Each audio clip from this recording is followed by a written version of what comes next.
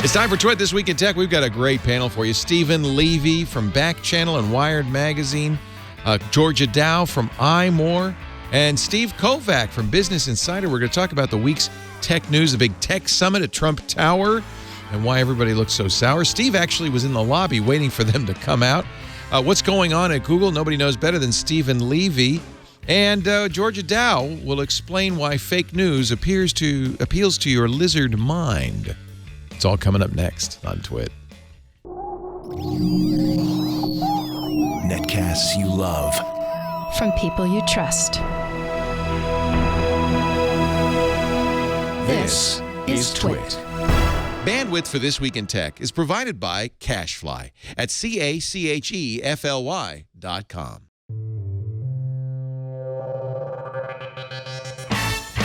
This is Twit, This Week in Tech, episode 593, recorded Sunday, December 18th, 2016.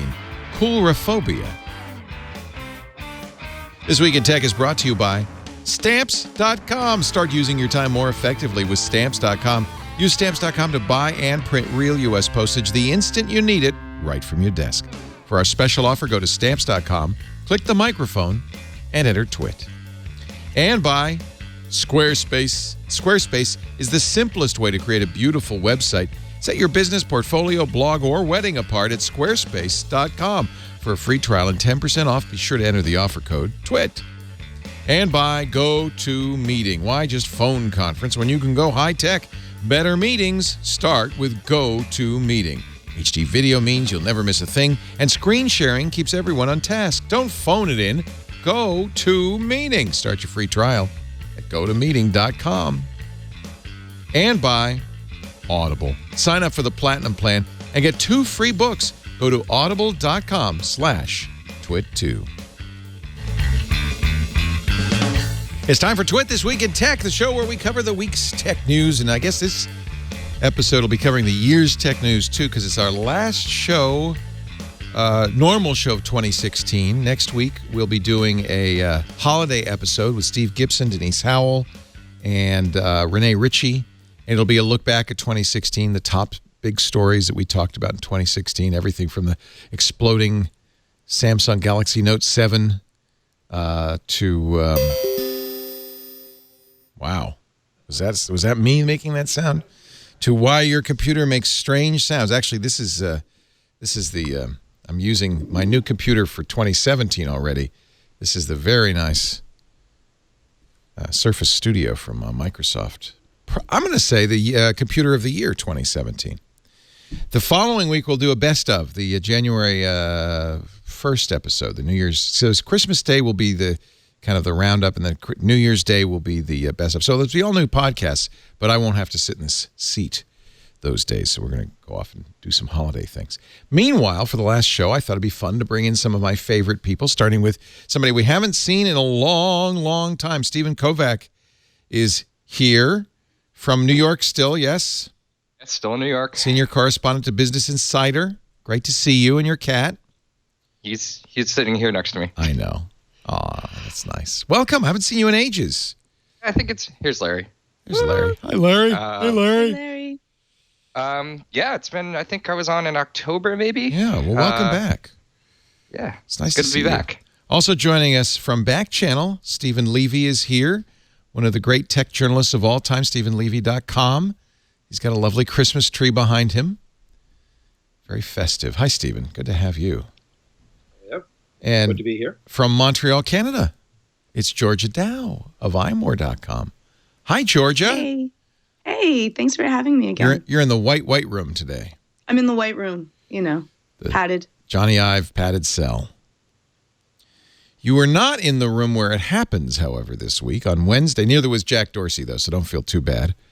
On Wednesday, President-elect Trump met with the tech titans, everybody above the billionaire line, except Jack Dorsey, in Trump Tower. And I love the pictures of Tim Cook, who went along with Elon Musk and Jeff Bezos. And there was some debate over whether these guys should go. Sheryl Sandberg, Safra Katz of Oracle, or whether they should stay at home. Mark Benioff seems to have stayed at home. Travis Kalanick of Uber stayed at home. Brian Chesky of Airbnb did not go. Jack Dorsey was not invited because it turned out, and I didn't believe this. I thought this is fake news for sure until it was confirmed by the Trump campaign that Twitter had refused to make a custom emoticon for Crooked Hillary. And that apparently that failed emoji deal was enough to keep Jack Dorsey from getting an invite. Not sure if that's a good thing or a bad thing. So I guess the question, and Kara Swisher's going to be on in a couple of weeks because I'm going to ask her. She said you should absolutely not go. She interviewed Chris Sacca, who said it was in effect endorsing fascism. I disagree. I think it was probably a good thing to go, but it didn't mean you had to smile. There's Tim Cook not smiling. I don't think anyone smiled. I think they said Jeff Bezos was kind of voluble, but isn't that... So was this a bad idea to go, or was it a good idea to go? I'll tell you what. I was there, not in the room, but I was... You were out in the tower, standing there on Fifth Avenue? I was in the lobby with the press scrum, waiting for a chance to maybe have one of the executives come by and talk to us. I got the impression they did not want to be there. Many of them kind of swooped through the lobby and didn't even, I missed them. I never saw Tim Cook. He was, I don't know, he had some kind of stealthy ninja skills or something, and he got on that elevator before anyone could catch him. Same with Bezos and same with Musk. And Satya Nadella just whisked through. See, I said at the time, I said before this happened, that the thing to look at is what they say and how they act afterwards. That's when you'll know if they got spanked, if they got got to say something. It's interesting. They snuck out of there pretty much. Nadella literally ran when the meeting was over. He ran. Maybe he was late for a plane. It was really funny. I mean, he has a private jet.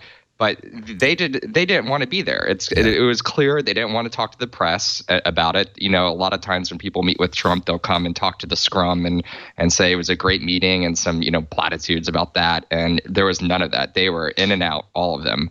And a lot of them came in through a different entrance so they could sneak on the elevators easier. It was an interesting day standing in Trump Tower for 6 hours. For no apparent purpose. Most of them were Clinton supporters during the campaign. But I think that I would guess that their chief interest was not making this a media opportunity for Trump. Yeah, well, they did that whole thing. They had cameras in the room and stuff. Right. Go ahead, Well, Steve. they had cameras in the room for the first couple minutes. I think... Yeah, go. But the protest I would like to see them lodge is the protest against saying that the meeting was going to be off the record, which, of course, it wasn't. Kara got them to talk, and I think other people will hear really what happened there, which wasn't so remarkable, judging from the rumors coming out of there. I think the protest would have been saying, yeah, I'm going to go, but I'm not going to hide this from the public. We're not going to be collaborating in secret to do something behind the public's back. We're going to talk about what happened in there. This is the people's business. And if you're going to be talking about what the direction of the Trump administration is in the most important industry in this country, maybe the people need to know about this. So to me, the two big things coming out of it were, that they weren't talking that whatever it was, and that Trump's kids were in the room. That four seats went to the family. Seats. Yeah, I mean, which to me is actually, we've seen this before, but it's kind of a shocking circumstance to me that when you have a meeting like this, you have these four people, and so maybe Jared Kushner. Okay, he's sort of a consigliere unofficially there, but to have your other kids in the room, there's no security clearance, there's no official point in the transition for them. It's just basically, what you see in countries that aren't democracies with stuff like this. So I think that's disappointing, and I can't imagine that the big brains in the room were impressed by that. It's not unprecedented for a president to use his family in some degree. I mean, Hillary Clinton worked on health reform for Bill Clinton. She wasn't sitting in the meeting. She wasn't plus, yeah. And to be honest, she, if she were in one of the meetings, it could be more easily justified. She was a distinguished person in her own right who, achieved quite a lot without having, been inheriting, the business she was involved in. Here are some of the quotes. It also shows such a huge conflict of interest as they're still running his businesses. Right. And then they're also sitting in on meetings that could influence the way that people are going to be doing business with them. As Ivanka Trump sat in with the Prime Minister of Japan earlier. These are some quotes from Kara's sources. One source, she said the meeting was, quote, weird but not as awkward as it could have been. Another said Trump was reasonable and fair the whole time. Clearly one of the reasons there are several reasons why the CEOs go. One is, of course, the president-elect asks you, you go. But there's also the carrot of repatriating. I mean, I would love to see the math for how many billions of dollars are offshore dollars are represented by these CEOs. Apple alone is 18 billion? More than that. And Trump has promised repatriation of that money for a lowered tax rate. That's one of the things they'd like. Satya Nadella asked for a better H-1B visa situation. That's something Trump's been kind of inconsistent on. On the one hand, acknowledging that they're often misused, bringing in less skilled tech employees to replace American tech workers. But of course, Silicon Valley argues, but no, we need to bring in the smart ones. The H-1B visas are for the most educated workers that we can't get here in the United States. Elon Musk apparently brought up climate change, or at least did in another meeting. There was some head shaking about Larry Page. Kara writes, here's an outlier I personally liked. Alphabet CEO Page brought up about infrastructure spending, the need to rejigger the electrical grid, something about AC current versus DC current. But everyone I spoke to was a little confused by this. That's kind of what you'd expect Larry Page to come in and say, we should really convert this all to DC. No one would say to Kara, none of her sources would say who brought up the repatriation issue, but it was brought up. I don't see a problem with it, and I understand why they skipped out quickly so as to not make it a big photo op. But I think it was reasonable that they go and try to build a bridge, right? No, yeah, it makes sense that they go. Yeah. You go. Yeah. They don't really have much of a choice. This is the administration that they're going to be having to. Well, they could say no. I mean, Kalanick said no, apparently. Chesky said no. Mark Benioff said no. Kalanick's on his team, though. Oh, really? Yeah, then we heard Kalanick is going to be on the team, as Steve said, because that's working with the transition. Yeah. Travis Kalanick, the CEO of Uber.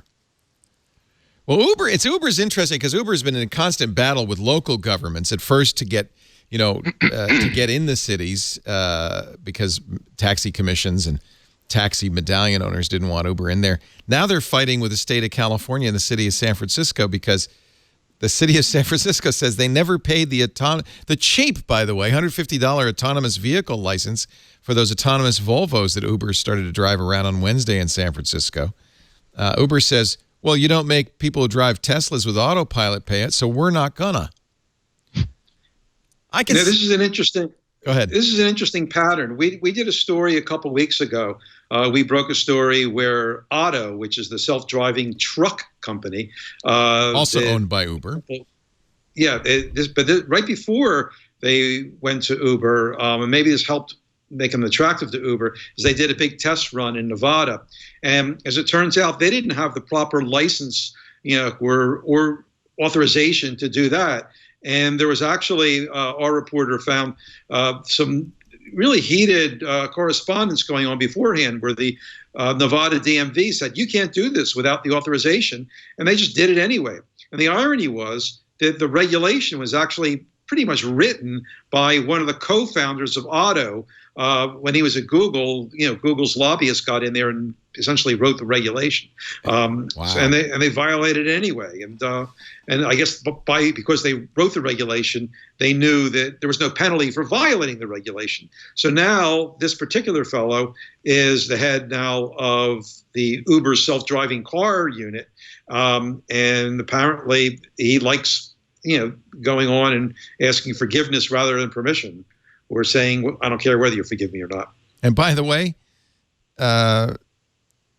Uber bought him right after for $680 million. I could see why Travis Kalanick might want to get into the corridors of power and bypass this whole regulation thing. And Trump is good for them. Trump is anti-regulation. Right. So, it very well could be. I think we did another story saying that the Trump administration might be the best thing that ever happened to Uber in terms of this regulation. Well, that's what's really interesting about all this, because even though these CEOs all were, for the most part, Clinton supporters, they stand to make some major gains in it. It's hard to know what a Trump administration would look like, but I think one thing it's pretty apparent from his cabinet picks is he's probably good for big business, and that's what these guys run is big businesses. So maybe there isn't this natural antipathy. Maybe there's just some of this partisan antipathy, but it does seem like these guys could probably, get a lot more even than repatriation from a Trump administration. Right, but then you see silly things like him promising they're going to start building iPhones here in the United States, and it's just untenable stuff. He hasn't said anything about that since the. So the part of the problem is there's this big red line, but pre-election, post-election, and already they've repudiated many of the things they said pre-election, and I haven't heard anything about bringing iPhone production back to the United States. I think what would happen pretty quickly is you'd find out that it's just not practical, and it wouldn't bring jobs because all you're doing is bringing the robots back. Right, and they probably, when it comes to jobs, which I think was like the main topic of this whole thing, the repatriation plays into that, right? They kind of dangle, okay, we'll give you a better tax rate when you want to repatriate that cash, but in exchange, we need to see some more jobs created here. Now, again, those aren't the kind of jobs that, Trump has been promising. They're not blue collar jobs. They're not manufacturing jobs. They're high skilled, highly educated jobs. So there's just that irony there, too. Here's some more confusion. Here's an article from November 20th, 2015. Donald Trump's plan for a Muslim database. In a Newton, Iowa campaign stop, he said, I would certainly implement that. Absolutely, there should be lots of systems beyond databases. We should have a lot of systems. Then the Trump team a year later saying he never advocated for a Muslim database. And now Silicon Valley tech workers planning to not build the database that Donald Trump either does or doesn't want. We live in interesting times, do we not? Yeah, I mean this whole Muslim database thing was a strange story this week because these tech companies are getting cheered for vowing not to do it when no one's asked them to. No one's asked them to, and they didn't start falling in line until I forget I think it was Twitter, or maybe only one major company came out and said like flat out no, we're not doing this when asked. I believe. Well, remember Gina Rametti of IBM Twitter came out. Yeah. Gina Rametti of IBM wrote an open letter to President-elect Trump a couple of weeks ago, pledging her the support of IBM, and then of course people immediately pointed out the IBM had made a database for the Nazis. And so there was some clamor over that. And then who was it? Was it Safra Catz? Was it Oracle that promised to do anything that the Trump administration wanted? So I think some of this is in response to that. Neveragain.tech.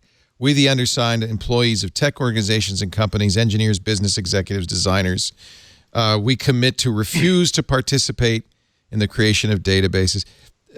600 people have signed. It's quite a few, including, most of the big companies at that table.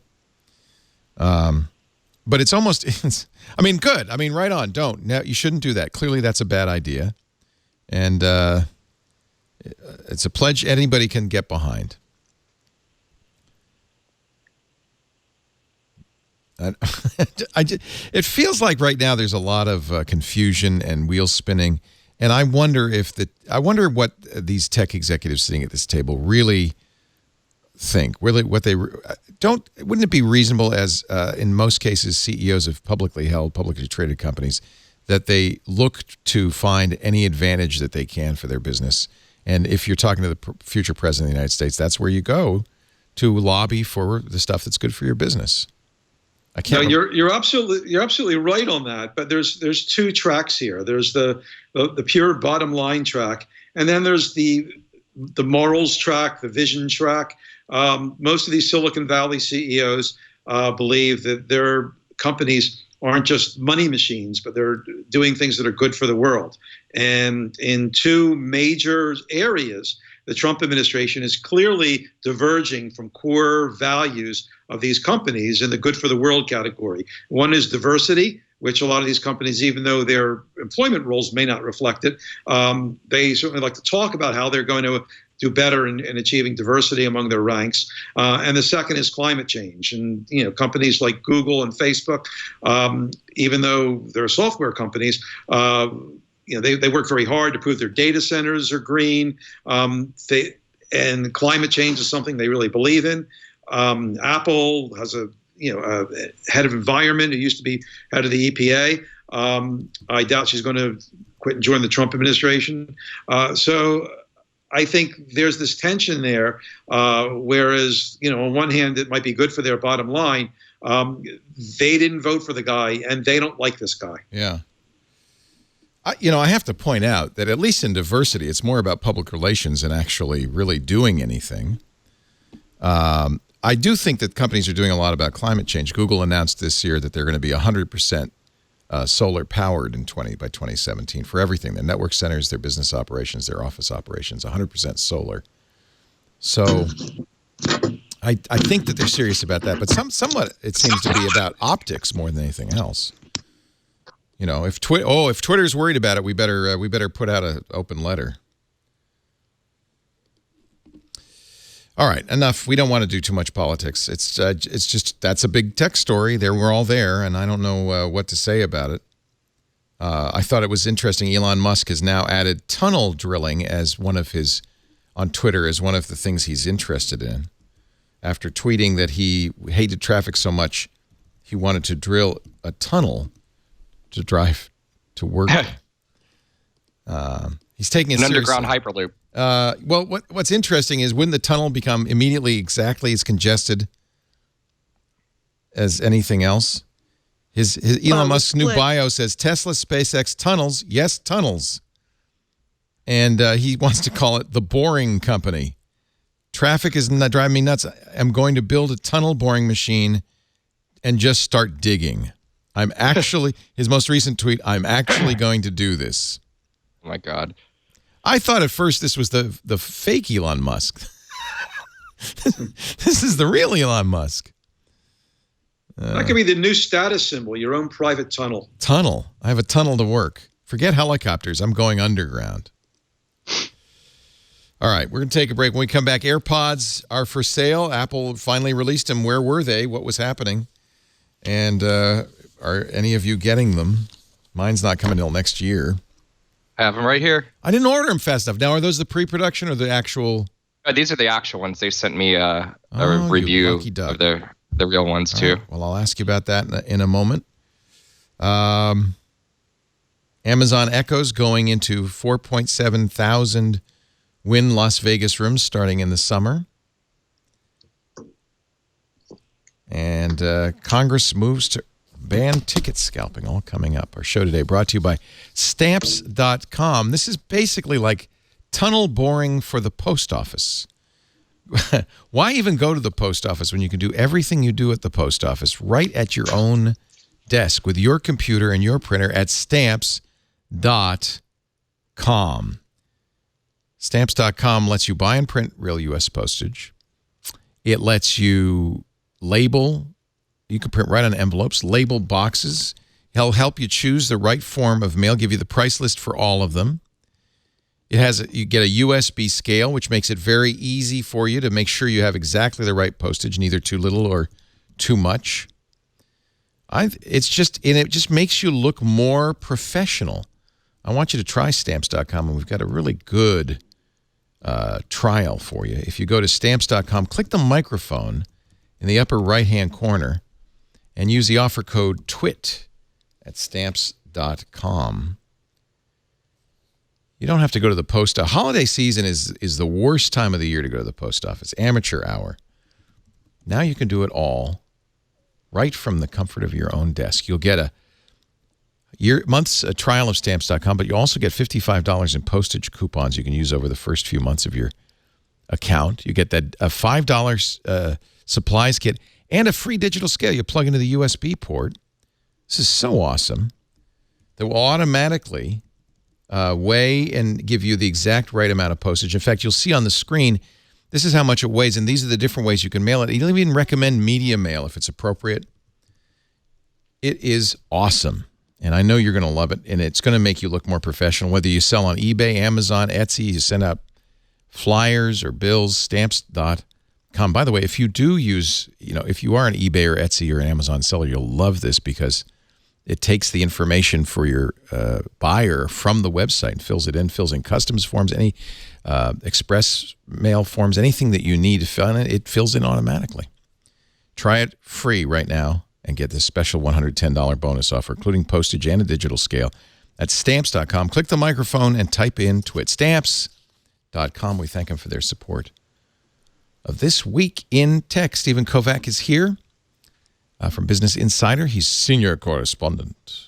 Hey, Steve. Very fancy title. Very fancy. Stephen Levy, one of the original, the best computer journalists. What is it? Is it the 30th anniversary now of Hackers? It's 32. It was 32. published in 1984. Holy cow. And written so many great books since then. John Markoff recently retired from the New York Times. I was just going to ask you about that. Yeah. So now you're the longest standing senior. Well, there's a few others, Larry Magid. There's a few others from that era who are around. But I know that I kind of dated. There was at one point Microsoft did this thing of the Hood Canal, which is Bill Gates's little vacation complex and his family, and they pulled together some of the reporters of that era to go and have a pajama party with Steve Ballmer and Bill. And wait a minute. A pajama party? That's what that we jokingly called it. We went, on seaplanes to the Hood Canal, which looks like a lake to me, but apparently they call it the Hood Canal. It's a saltwater body east of Seattle. And, we spent 2 days, we did this for 2 years in a row, talking to Steve and Bill. They gave us a download on the company and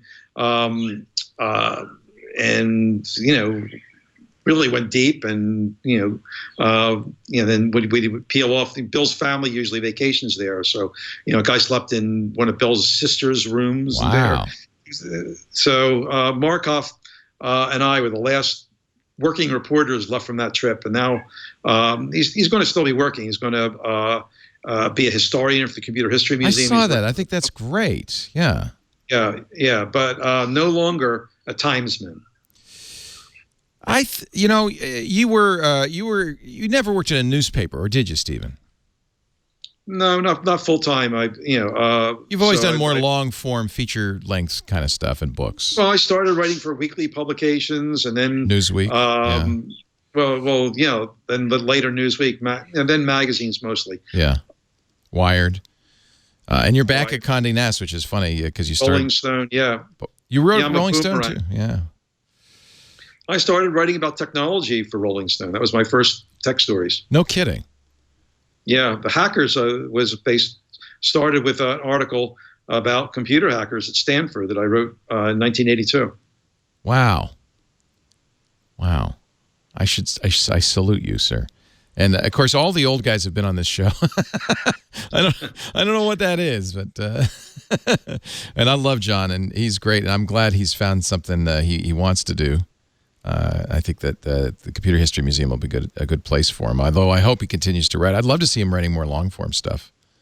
That would be kind of cool. Let's see.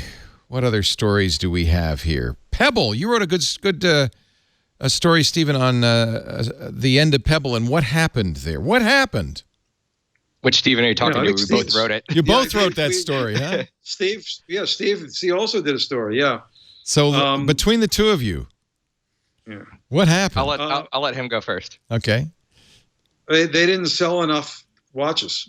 It's basically they were not profitable. Yeah. And when you're not making money, bad things happen. And can you outspend the money you have? They started out. It's a fascinating story. I met them when they were at Y Combinator in 2011. And they were the only hardware startup, I think, in the bunch. And they were probably the lowest funded company in that whole bunch. And then they came out of it. And since they didn't have much funding, they decided to do a Kickstarter for their first product, the first watch. Brilliant. And it did great. Yeah. Yeah. And for a couple of years, they were going well. And then the last year, they had a bad second half, didn't make the numbers, and never were profitable again. And early this year, they lay people off. Steve was able to nail down something that I didn't get on the record, which was, they almost got bought by a company. But this year, they tried to make it, and they could not. They had a couple of interesting new products that they did a Kickstarter on because they couldn't get funding to do it the normal way. And as the year went on, it became clear that there was no exit. They went to some wacky ideas they explored, weird private equity companies, and even an idea that they would cut down to like 10 people and see if they can keep going. But the only exit turned out to be a sale, and it turned out to be Fitbit. Yeah, Steve, so tell me about that, because I think people were surprised to see that they had, at one point, an offer of, what was it, $74 million? Well, that wasn't true. So that was not true. Okay. That was not true. That was, I spent a week trying to dig into that, and, it seemed really funny that someone told TechCrunch that there was a $740 million offer on the table from Citizen, the Japanese watchmaker. That just didn't make sense. You look at Citizen's market cap; it's not that much. That's almost half of Citizen's market cap. Yeah. So why would they spend that on? So I heard that was someone disgruntled, like literally lying to the press. Well, why'd they stop at 74? Although that's kind of $740 million. 740. Oh.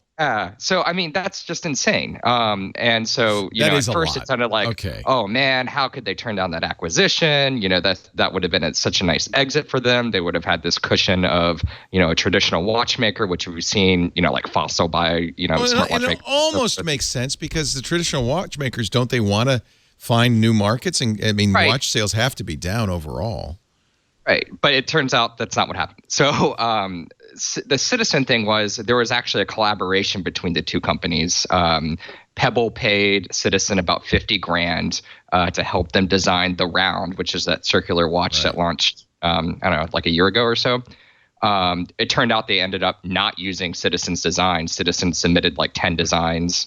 Pebble found them a little too thick and chunky. They were really looking for something slimmer. And they went internally with their own design. And literally that, was the end of the relationship with Citizen. There was no offer. There was no acquisition talks. Maybe internally Citizen discussed it or something, but there's certainly nothing formal, and there definitely wasn't anything for $740 million. Thank you for doing the legwork and debunking that, because I think it really made the rounds. Everybody kind of I repeated that number. Yeah, and then it became this thing like, oh, what a fool, and it made Eric Majakowski, the CEO, look like an idiot which he's not. So the real acquisition that fell through was the Intel one in late spring-ish of this year, and that was for approximately $70 million. There's a little debate internally at the company why that fell through. Intel ultimately withdrew, and the offer was higher than $70 million. Then they went down to $70 million. So it's unclear who exactly said no. Some people think Eric was trying to get more than 70. Some people say no. It's kind of a he said, she said situation. But once that deal fell through, everyone at the company knew things were on the way out, and the employees were even offered a chance, saying, hey, we know things look bad. you guys can leave now. We'll give you a severance package. Or if you guys want to stay on and try to see this thing through to the end, we'll double your shares in the company. And some people left, but a lot of people did stay on, and hoping those new products like the Core and the Time 2 would kind of reinvigorate interest in the company. But ultimately, that just didn't happen. The Core was kind of interesting. The idea was you have Amazon Echo kind of built into a little worry bead in your pocket. Yeah, I wish that thing actually came out. A lot of people wish that they're going to refund your money. Yeah. But I think one of the reasons is an interesting story, and people assumed that Pebble was doing better than they were, is that they did such a good job of raising money on Kickstarter with 3 separate campaigns, raising many millions of dollars. They were the first kind of breakout Kickstarter campaign. But when you look at that money, even if it's like $12 million was the latest one, right. Really to be successful, they have to sell through their channels, Best Buy and other places, like that. So you really get your table money, table stakes from starting on there and getting some money in advance. But the real money comes when you really build out the channels to many millions of people. I think they had 24,000 buyers for the Pebble Core, and that's a product that, if it's successful, would have had 1 million buyers. Yeah. I think maybe in some ways that's the problem with being a success on Kickstarter. It seems like a lot, and it's really not. It's a pre-order. It's a pre-order. Yeah. Yeah. Well, I think that from an emotional standpoint, people are sad to see Pebble go. It was one of the first smartwatches that were hitting the ground running, and I think that everyone that I know all of my tech friends have a Pebble, and so it's really sad. But in the end, it's survival of the fittest, and they just couldn't keep their momentum going with it. Well, and here's the real question. People combine this with the announcement by Motorola they're not going to work on any more 360 Android Wear watches for the time being, and looked at sales of the Apple Watch. Whether you believe IDC or you believe Tim Cook, they maybe don't look like a significant amount. And Fitbit is the only one that seems to be doing well in the market, and it's mostly selling low end, inexpensive, pedometer style fitness devices. Right. And its stock is way down. I mean, and it's basically, not doing that well. Is this category dead? So when I talked to Eric, and he was nice enough to sit down with me, because mainly I really like the company. I've been following them pretty closely over the last couple of years. We even had a series that we called Adventures of Pebble, where every couple times a year I would check in when they had something new, and we'd write about it early. And he told me that his big mistake, he thought, was not seeing early on that it really was all about fitness for these things. That was the number one thing that people wanted to do with these, wrist wearables. You wouldn't even call it a watch. And the last group of products had increased fitness features. They had a heartbeat monitor. They all had GPS that worked offline. So he was hoping that would align them for what people are using it. But in general, the transition from watch to smartwatch has not been gangbusters. And Apple's professes to be happy with what they're doing, but if you look at what they've done, they've doubled down on fitness, right, and they don't talk about it as a fashion item anymore. Right. They eliminated the gold, if very expensive gold one. Your gold watch now is obsolete. Which you could probably know if you gave it about 10 minutes thought before you sprung $24,000 for it. Well, I guess anybody who had that kind of money to spend probably didn't care. They weren't really caring whether their watch was going to be obsolete enough. If you can shell out that much money for a smartwatch of the first gen, then you can probably afford to get another one when they want. I think that the problem when people talk about our wearables dead because of the prices, like, the thing with it is you cannot compare them the same to a laptop or a phone. Odds are if you're going to get a smartwatch, you're going to buy one, and that's going to be good for many years. You're not going to be upgrading it every single year. So if they did sell over 12 million year one, that's a lot of wearable smartwatches that Apple has sold, and then you're not going to upgrade it. So this is something that you have, and it's good, and you're still using it. So most of the people that were really interested and wanted to get on board right away have already bought one, and they're probably not going to be upgrading for 3 or 4 years. And so only then will we be able to see. I think that when watches become more autonomous and you're able to use them without your phone, that's when we're going to see a huge spring in wearables, because Fitbit is always going to take the low-end market for something that's going to be cheap, easy, and just deal with fitness, whereas Apple is going to take that high-end market where you're going to be able to replace it eventually for your phone. Steve, you wrote a couple of weeks ago, wearables are dead. Yeah, I totally disagree with that. I mean, they were pitching this thing and all smartwatches as a new kind of computing platform. I mean, from the very beginning, the Apple Watch was pitched as, it decreases your reliance on the phone, and you're going to be able to do just about everything on your wrist versus on your phone. But that just doesn't make sense. I mean, you look at so many of the original applications for this Apple Watch were just like shrunken down versions of what you see on your smartphone. Like, no one wants to squint at little Instagram photos. Unusable, shrunken down versions. Yeah, slowness aside, let's pretend it was super fast, okay? Yeah. You don't want to squint at Instagrams or tweets or headlines from New York Times on your wrist. Plus the inscrutable UI. I mean. Yeah. And they fixed that. A lot of that's been fixed now. The UI issues. I mean, it's better. But it's better as a passive device, as a fitness tracker, heart rate monitor, maybe notifications, and of course time. But then again, do you really need to spend between $300 and $500 for that? No. It's not just. By the way, it's not just fitness, because it's really casual fitness. Because if you're a runner, a serious fitness buff, you're going to get a serious runner's watch, and it's not going to be one of these. It's going to be from Garmin or Polar. It's going to be a much more serious device, and I don't think these middle ground devices really aid into that market particularly. So it's for casual fitness users. That's a fairly small market. Well, Apple wants to get into. I mean, they really took a lot of care to make sure you could swim with a watch, which is not the first thing I want to do when I buy a watch, but they have this amazing thing, and it's like shows how when Apple wants to be fanatical about something, it does it.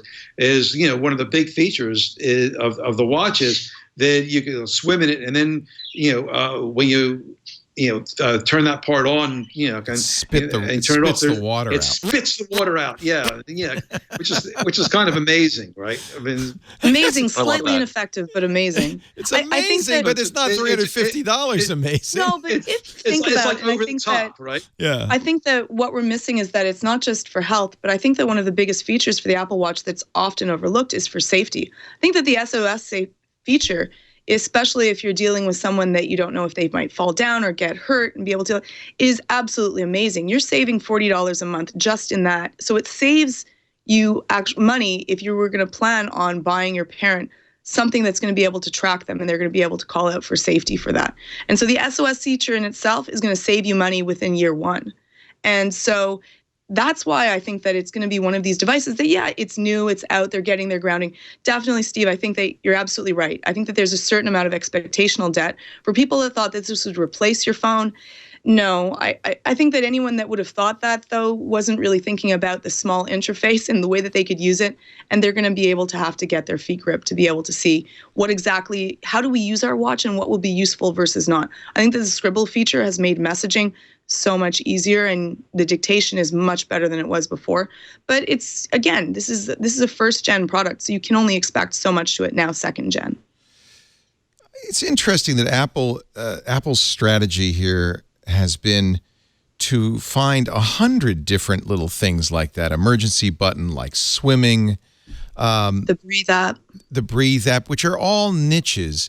And it almost feels like they're trying to cobble together enough niche products to make one whole product. And I think the fundamental problem with the Pebble, with the Apple Watch, with Android Wear watches is, face it, you don't really need it. And I wonder if we're entering, it's not that we're, are we in economic hard times? I never know. It seems like we are and we aren't. I don't know. The job numbers are good, but Donald Trump says everything's crap. So somewhere there's I don't know what's going on. But I feel like when you are in hard times, or if at least people psychologically are reluctant to spend discretionary money, that a watch is the easy thing to say, well, I'm not going to buy that. That's the one where you can just say, yeah, I don't think I'll spend money on that. Apple's managed to stay alive in this market, but it feels like they're hanging on by their fingernails. And when you see Pebble and Motorola and ultimately even Fitbit struggling. And Google. And Google, I mean, they make Wear is just like, what's going on there? It's they delayed it, and their partners are just kind of abandoning the platform. Nobody needs it. Oh. And of course, if anybody's going to sell something nobody needs, Apple's probably the best person to do it because they're just brilliant marketers. They're brilliant at creating an aura and a mystique around it. But that's not going to be enough in the long run to save the category. So you know what? I'm going to have to rule in your favor, Steve Kovac. I guess we'll see in 2 years. I said, I said, back for 2 years to find out, is the Apple Watch still alive? I own an edition. My vote is it will be. I own an edition. You know, it's interesting. I was in Vegas. Yeah, there you go. George is. I was in Vegas, and a lot of people in Vegas, a lot of Chinese people in Vegas were wearing Apple Watches. So I think this is where Apple's so good at. Apple's become, I think, a fashion brand. And so when you're selling a fashion product, status and look, and that it becomes more important than functionality. So in the rest of the world, when it comes to spending an extra $350, you can easily forego buying the fitness watch or the smartwatch. That business is gonna die. That business is gonna tank. And unfortunately, Apple doesn't release numbers, so we don't. Apple could say it's the best. We had as Tim Cook did, the best weekend we've ever had for the Apple Watch is meaningless. That means what? They sold a few? I don't know what that means. But see, I don't know if it's so much of a fashion brand because I don't know. I don't really find the watch that beautiful. Well, that's the problem. It's an ugly fashion. I do think that it's a status. I think that it's a status symbol, definitely. Yeah. I notice when other people are watching and wearing an Apple Watch, it also shows their level of technology that they enjoy, which, I like. But I don't know. I think that for fashion in of itself, I think that the watch kind of ends up a little bit short. Ben Thompson on Stratechery had a good article last month on niche strategies. That was awesome. Yeah, talking about things like the Surface Studio, which I'm using right now, the Nintendo Switch. He even says the PC market in general is in some respects a niche product. He says for most people, particularly outside the U.S., a smartphone is all they need or care to buy. The world today is the exact opposite of the world a mere decade ago where we bought dedicated devices to plug into our digital hub PCs. The smartphone and cloud is now the hub. Everything else is optional. And I think that's kind of what we're seeing. It's too bad, though. I think Pebble was a nice story. What's going to happen? Fitbit's going to acquire them. Will they keep many of the employees? Are they going to go? What's going to happen to what's left of Pebble? It sounds like less than half. Half. The software people. So that they can put it into a Fitbit. Yeah, the question is, I guess, how much of the Pebble iOS morphs into what will be the Fitbit iOS. Eric indicated to me that the one thing he tried to do in that deal was to give some sort of bridge for developers, so the work that they have done on Pebble might still live on in some way, and they'd be able to write in the future to the platform that takes over some of the ideas, if not the code, of the Pebble iOS. Minchikovsky seems like a good guy. He's super nice. What happens to him now? Y Combinator. Oh, yeah, you said that, right. Yeah. So he's going to mentor. I think so. Seems Steven, to be you might know better. That's the end of the line for the entrepreneur, right? All right, I'm done starting companies. I'll go be an angel investor and a mentor. He's a young guy. I think he's 30 years old. Yeah, and what a story! It's at an amazing 21 story. He started the company. So this is the first time in his adult life that he's not running a company. I think my guess is eventually he will be running another company. He's going to look for his next thing. For sure. Yeah. Well, I hope so. Let's take a break. When we come back, I want to talk about Magic Leap and what's going on there. I'm curious what you all think, because I'm not sure what to think. I mean, on the one hand, it looks like it might be the next Theranos. On the other hand, maybe it's just a hard thing to solve. I bet Stephen Levy has some thoughts on that. First, though, a word from Squarespace. That's where I make my website, my home on the web. And I think a lot of you are already, but if you're not, if you're looking for somewhere Let me tell you, Squarespace is the simplest, the best way to create a beautiful website, whether you're a designer, and of course, if you're a designer, aesthetics are paramount. A photographer, you got to have aesthetics and functionality, right? A filmmaker, a writer, a musician, a freelancer, a blogger. If you sell online, for all of you, Squarespace is the place to make your next website. It's the best hosting tied with the best software. It's a great content management system. You start with the Squarespace templates, beautifully designed and beautifully engineered. You see the design, but under the hood, incredible engineering that gives every Squarespace site the modern features that you need on your website, things like mobile responsive design. So one site fits any size screen. In this day and age, that's what you need. You don't need a separate mobile site.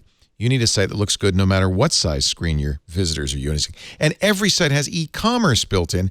And I venture to say it's the only web hosting, web software that gives you e-commerce that looks every bit as good as your site, because it is. It's the same design, the same template. It's not some afterthought hanging off your site. It is your site. And all of the features, they have an amazing commerce platform. You'll definitely want to check that out. Squarespace is also very fast, reliable hosting with an amazing uptime record. You cannot bring a Squarespace site down. You get a free custom domain name with an annual purchase. By the way, they do now sell domain names with over 200 top-level domains, so you can get your domain name right from Squarespace. One of the advantages of that is you'll get if you're not ready to design the site yet, when you buy the domain at Squarespace, you get a beautiful parking page with Squarespace's style and template. So it doesn't look like one of those janky parking pages those other guys offer you. It really looks nice. Squarespace members who have built or contributed 3 or more active websites, and that's, by the way, that's a lot of them, because once you do it once, you want to do it again and again. There's even a lot of people who've made a living designing and selling Squarespace sites. You'll get access to Squarespace Circle. Circle membership includes advanced guides, optimized support, 6-month trial periods for new projects, and more. But all of you can try it for free regardless. Just go to squarespace.com, click the Get Started button, and play with it. You'll see how it's great. They've got new magazine-style templates with grid-style landing pages, infinite scroll, related posts, the author profile, the integrated search field.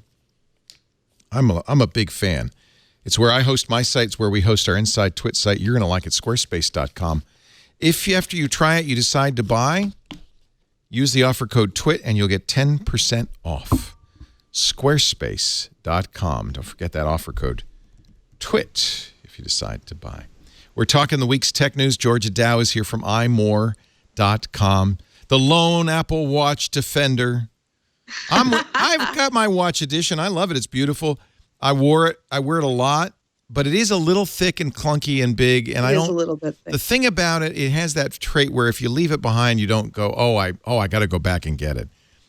You can live without it. I feel differently after so since I use the 7 Plus, it's huge. And so I can leave my phone in my purse. I don't have to worry about missing anything. Because I'm a psychotherapist, I'm in session the entire time. If someone has an emergency, they're able to reach me in between session. And so that's another one of those niches, like nurses, psychotherapists, doctors, they like the notification feature. Definitely at the beginning, because it's just not a device that can work on its own as of yet. But that's the beginning of it, right? Yeah. And eventually that's what it's going to end up being, is a device that you can use on the run when you want to be able to travel light. It's never going to be able to replace a laptop or your phone. And if you're expecting that, I think that you'll be very sorely upset. But it will be something that eventually you're going to be able to use and go out when you're running or, dealing with something or exercising or what, and you don't have to carry your phone with you, because everyone hates having to carry their phone in their pocket or in their purse. They're heavy, they're large, they're clunky. You end up with that bonus of the real estate, but then you end up with that weight and carrying in that extra luggage that you may not want. And in the end, all of our smart devices are going to be something that's small and easy and wearable. It's just we haven't gotten the math right yet. And of course, that's going to take a certain amount of time. That's why we needed the Pebble core. I know. Oh, I'm sorry. Yeah, I hear you. I know. I hear you. I hear that sadness for it. It's one. Yeah. I feel sad too about losing Pebble, just because I think that we need to have that, a whole bunch of people in the ecosphere so that they're going to be able to, that competition and new ideas and be able to do things. So, it's sad when we lose a great company that made all kinds of different innovations. Stephen Levy of Back Channel, you did Eric Michikowski's kind of exit interview, right? You talked to him after. Yeah. So how is he feeling? He should feel proud, right?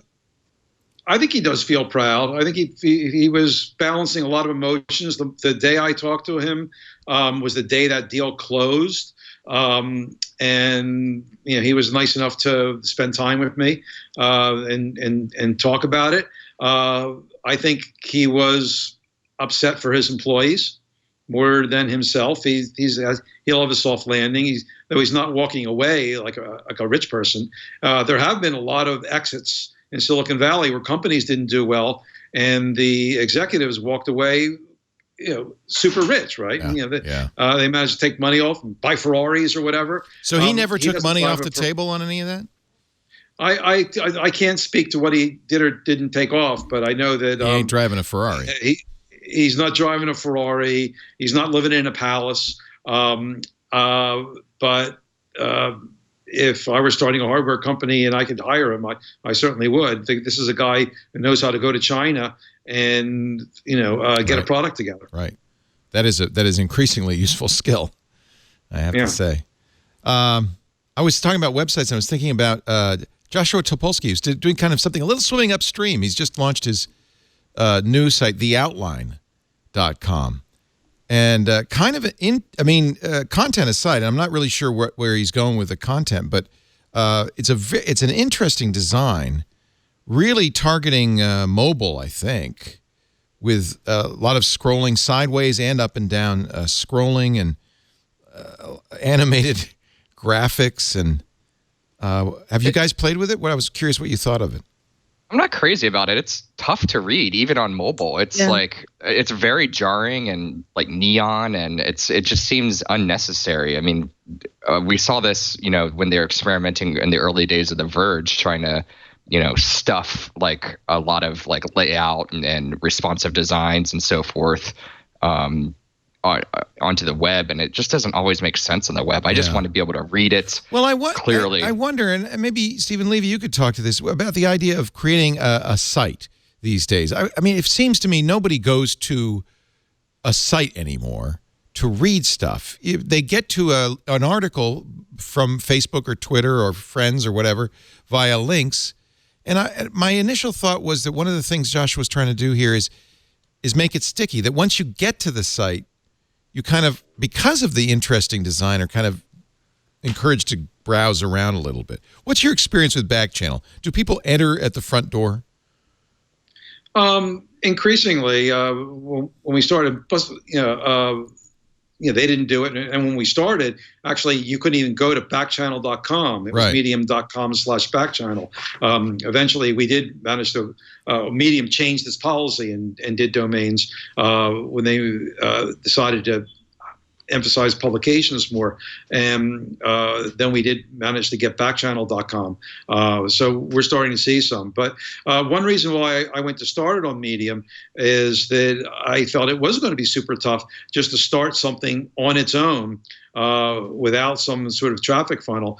And that dovetailed with Ev Williams' theory that there's going to be just a very few platforms, whether it's Twitter or Facebook and something else. And people aren't going to hopscotch from one place to another, that you're going to get your attention from platforms. And the Medium would be one of those platforms. So right now we've got about 150,000 followers just on Medium, right? So that's the slice of the world which is signed in the Medium. 150,000 of those people are signed in. And then when they open their Medium app, they could see, oh, there's a story on Back Channel you haven't read. And they get a daily email saying, here's what you missed in Back Channel. So we can get a really good chunk of our traffic, a baseline from that, in addition to people coming through recommendations in Facebook or Twitter or Hacker News or whatever.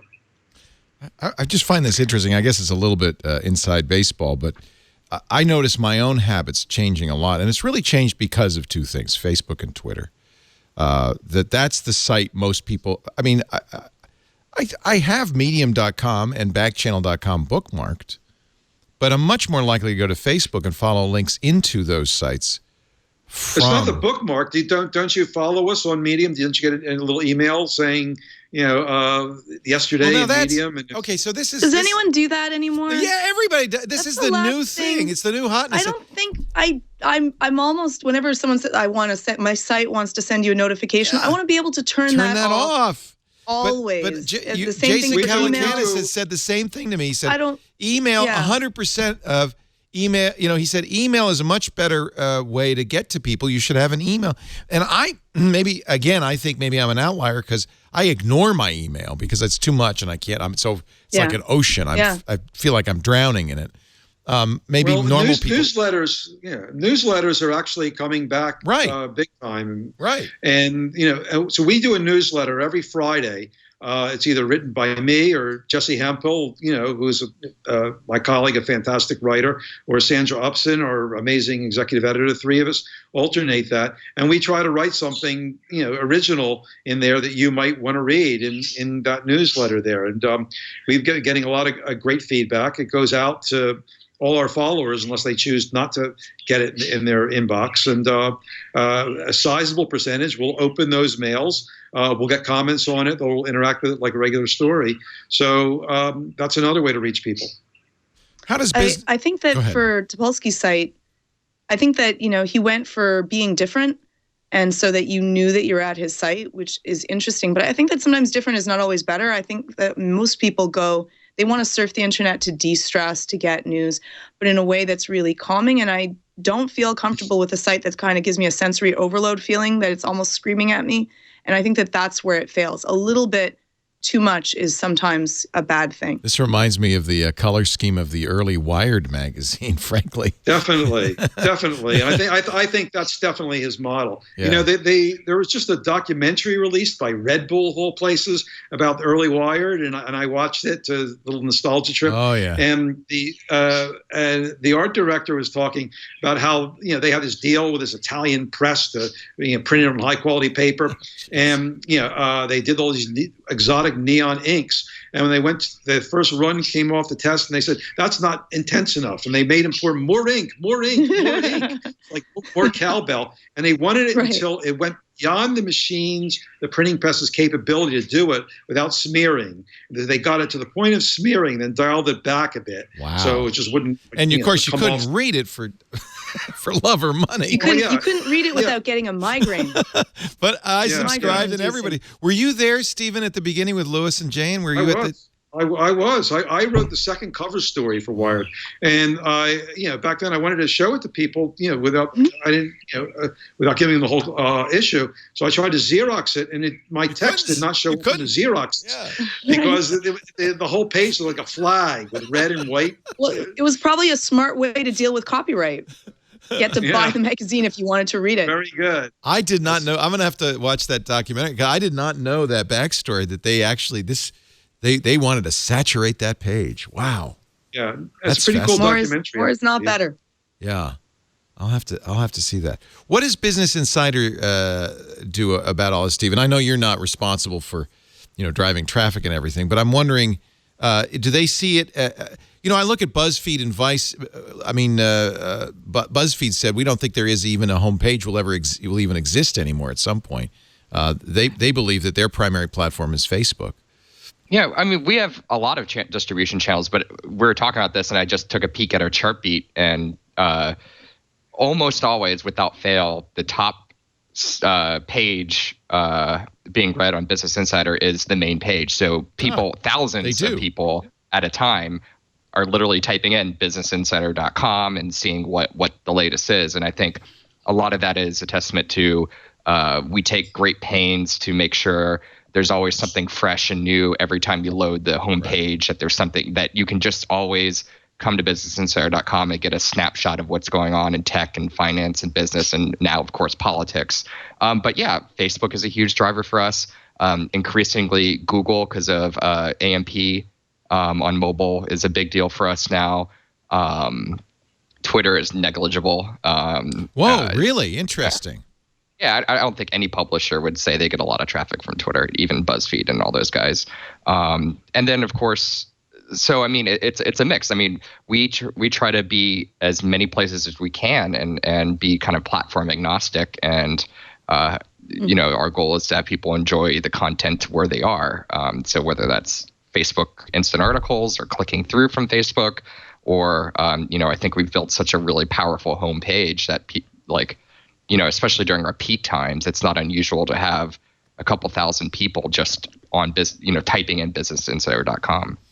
I think that also Business Insider has a good deal of trust. I think that it's going to be a rare thing for a Business Insider article to get the Facebook scarlet letter. Oh, yeah, we're not fake news. Yeah, we don't have to worry about that. I love that you said scarlet letter. It's kind of what it is, isn't it? Yeah. So this is the latest on the fake news story. Facebook is going to, according to you guys at Back Channel, you said scarlet letter, actually, Stephen. Yeah. Pin a scarlet letter to fake news. What are they going to do? So it's kind of interesting. So they had this dilemma that these phony stories were getting circulation, and when you see them on Facebook, of course, something created in a Macedonian coffee house looks just as legitimate as a story from the New York Times or Back Channel or Business Insider or wherever. Some people, I guess, are affected by it. Will buy this stuff, and whether they do or not, that's the perception. And Facebook had to answer for it. But Facebook does not want to be in a position of being the arbiter of what truth is or what a legitimate publication is. So they basically outsource this problem to these fact-checking organizations who are happy to take it on for free because that's part of their mission, and I think their profile will be elevated if they do this.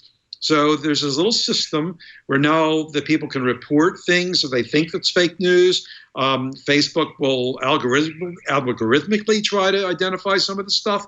And then if it passes the test, it'll get sent on to these places like Snopes or Help me here, though, PolitiFact. because they've had a report fake news for a long time. In fact, It was buried. It's buried still on mine. So I'm looking at posts. You don't get. It isn't turned on for you yet. So now, report, they're rolling post, it out and then I don't know gradually. what I should do. I don't think it should be on Facebook. Continue. It's annoying. It's pornography. It goes, finally, it's fake news. Oh, there it goes. Yeah, there you go. But that's like four layers deep. You had to go deep, so that's the current one. But right now, it comes up on the first menu. And then if you type it's a fake news story, they'll ask you whether you want to alert the person who posted it or whether you want to report it as a fake news story, in which case it'll be registered as that. And if enough people register it and it passes a couple of tests. Are there humans involved? So at that point, does it go to a human? It's generally an algorithmic identification there. I get concerned somewhere either along the way. line there could be people involved, but maybe that's the last step there. Some people were wondering whether you can do a denial of service attack on these fact-checking pages by just clicking. But I don't think you can. I don't think you can click on a story from the New York Times, and if you're part of some sort of anti-New York Times movement, and then make PolitiFact check the New York Times. It'll look at the algorithm will look at the publication that originated, and they'll see how old is this publication. Does this publication have followers? What's the traffic of this publication? And it'll be able to eliminate the New York Times. I'm pretty sure that the way it's set up, that even though Facebook says it's not impossible, but I don't think any the New York Times stories or Washington Post are going to get sent off to the fake news fact checkers. It'll be interesting to see whether any Breitbart stories eventually pass that test there. See, I think that this is a legitimate concern because it somewhat can be in the eye of the beholder. Go ahead, Georgia. Right, but they're going for the. Yeah, and I think that you're right. I think that it's difficult who says what is true and what isn't. There's definitely a slippery slope that we deal with. But the reason that fake news is such an issue is that we're naturally mimics. So we see a news story. One is most people don't even read the news story. We just read the title to whatever it is. We share before reading. But if we see something, and so if we see something over and over again, eventually, unconsciously, we will believe that it's true. And I think that a lot of us like to think that we are above that and that we're very critical thinkers. But when we run through a decompression mode, we're just kind of passively absorbing things. And that's why advertising works so well, and it's $1 billion industry. And so the good part about what Facebook is doing is it just alerts you to say, think twice about this. So right away, we're going to look slightly more critical, especially when we're just kind of surfing the net passively. And so I think that that's a good part to that. But I think that it goes even further, because many of us will think that we are beyond having to really look at things critically because we have a certain amount of tech knowledge or we're so educated. And that's when we're more easily swayed, is when we don't think that this could be an issue in the first place. Let me use this as an example. Citizen is going to buy Pebble for $740 million. Right. Not a true story, but not fake news, or is it? Right. No. So No. that's someone getting it wrong. That's not. Yeah. That's So different than purposely. I agree that you could probably in many cases say this is factual, this is not factual. But simply not being, this is important, not being factual does not make it fake news. Right. True. And so, Right. So now what? Because I think you could make a litmus test that would have to do with factuality. The Pope, call the Pope. Did you endorse Donald Trump? No, I did not. Okay, the Pope didn't do it. That's fake news. But it's not always just factuality. It's intent, right? And once you get So to they're that, talking. Yeah, Facebook told me, they said at this point they're going for what they call bottom of the barrel hoaxes. The things done, with no stuff attempt Snopes would to- debunk.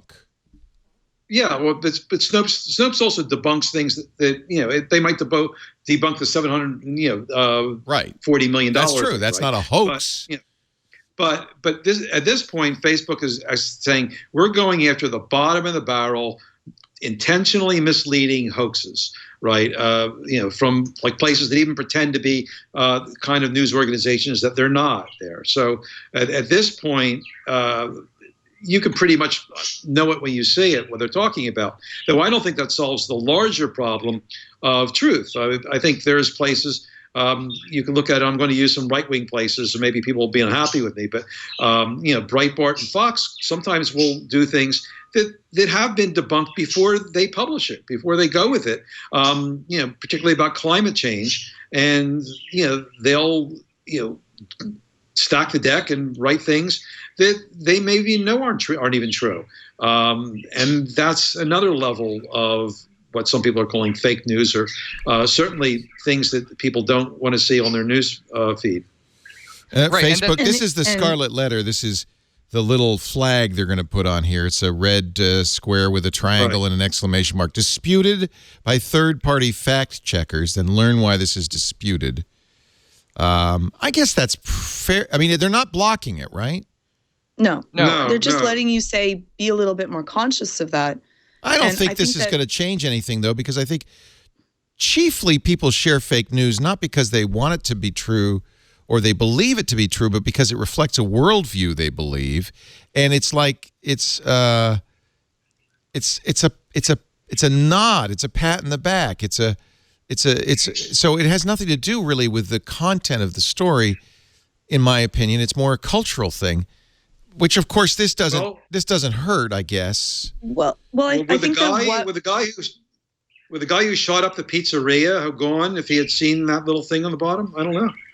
Yeah, I don't think I this think is going to that stop that's that guy, right? He's just going to say, well, of it's course they're disputing it because they're in on the whole thing, and they're probably child pornographers too. No, well, I think that where it becomes important is that how does fear-based or insightful news work on our brain? So when you read something and it makes you feel an emotion of fear or worry and you feel protectionistic, you're activating your limbic system, which is like that middle reptilian part of your brain. And the problem with the reptilian system is it's highly emotional, but it's not really connected to your analytical cognitive center of your brain. And so it almost like goes into a belief system that is past analytical thought, and that's where fears and phobias come in. You might be scared of the dark, but know that nothing bad is going to happen in the dark, yet you still have this irrational fear towards it. So news stories that say, this person is dangerous, or this type of media is going to melt your children's brains, without having that little tiny moniker of saying, this might not be true, immediately it creates an emotional reaction that supersedes analytical thought. And then we are a little bit more fearful of that, or at least cautious to that. You hear that enough, it becomes belief. Because that part of your brain says, you know what? We might as well be safe than sorry.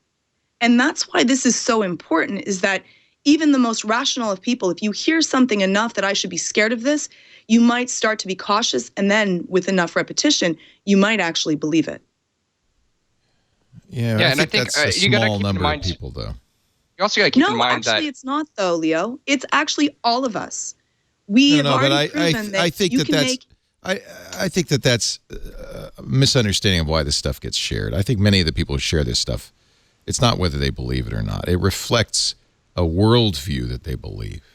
I also worry about what about the worldview, usually of fear or protectionism or insightfulness. And there's a reason, probably from their own upbringing, that they have that belief system in the first place without critically thinking about it. Do you want Facebook to start telling you that? And I just think you that poor little person, you're living out of your limbic system. We got to help you here. That bothers the hell out of me. The last person I want telling me what my beliefs are is Mark Zuckerberg. Well, no, that's why have other people crowdsource that maybe you should think twice about something isn't a bad thing. Now, I'm not saying that maybe Mark Zuckerberg should be the one that's doing it, but I think that you would be greatly, it makes it easier. Crowdsourcing it is also fraught with peril. For sure. And I worry about the Andy Borowitzes at the New Yorker and the Onion, because I think a lot of satire is also fake news. So I disagree with that to a degree because, should Facebook be doing this? Should Mark Zuckerberg have the say of what's true and what's not true and what's a hoax and what's not a hoax? Of course they should, because they are a major distributor of information and news. And with that comes an awesome responsibility to make sure people are getting accurate information and not just, it's dangerous. As we learned with the Pizzagate thing, it can be dangerous otherwise. And it took them a long time, or too long rather, to kind of admit to themselves, wow, we really do have this responsibility. We really do have an effect on how people think and work, and possibly an effect on elections and so forth. And it's the stuff that traditional media has done forever. Us here as the journalists on this panel do it every single day. Every single day, we're vetting stories for truth. We're vetting stories for accuracy. We're vetting stories for hoaxes, and we're vetting Trump's tweets, whether or not he's lying about millions of people illegally voting, and you name it. And there's always that discussion: is Facebook a media company? Is Google a media company? Whether they want to be or not.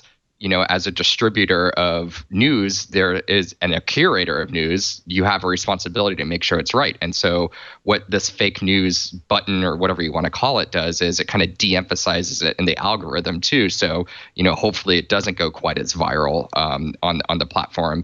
And then it's also saying, hey, we edited this, we tried to vet this, and it might be fake. So, take it with a big grain of salt. So I think it's nice to see them, at least attempting to take some responsibility for all this media they're putting out there. Yeah, I think that Google really is the model for dealing with this. And I find it interesting. So I wrote a book about Google. I'm writing one about Facebook now. And Facebook is undergoing a lot of the things that Google did when it realized that its search engine had such power that their logical view of how it worked and how it was fair really wasn't enough for people, when they felt that it wasn't treating them fairly here. And in this case, people feel that there's consequences from the news feed circulating these stories that don't fit the Facebook's engineering response, which would be, well, it shouldn't feel. You should basically know to take everything with a grain of salt because it's just these people linking, right? And and it isn't all determined by an editor. And Facebook, of course, can't edit a billion stories a day. It's a difference between Business Insider, and these other places. And Facebook is that no human being can vet all the stuff that goes through Facebook there. So they're trying to find that balance on how to do things while not stifling the voices and the desires of the people who are their customers, who come to that news feed and spend time there, which is what Facebook wants. I worry that we get out of this an impression that every story is either true or fake, and that we can tell the difference. I mean, there are people in our chat room right now are saying, and you believe what the CIA says about Russian hacking. When do we start believing the CIA? Who's going to determine whether that's fake news or not? I just worry about algorithmic solutions. And I have to point out, Stephen, that Google is as much responsible for this as Facebook is, even to this day, partly because of AdSense. That's where these fake news sites get their revenue. And partly because search results to this day continue to pull up all sorts of spurious stuff, right? Right. Well, I mean, they haven't. Google didn't solve it, did they?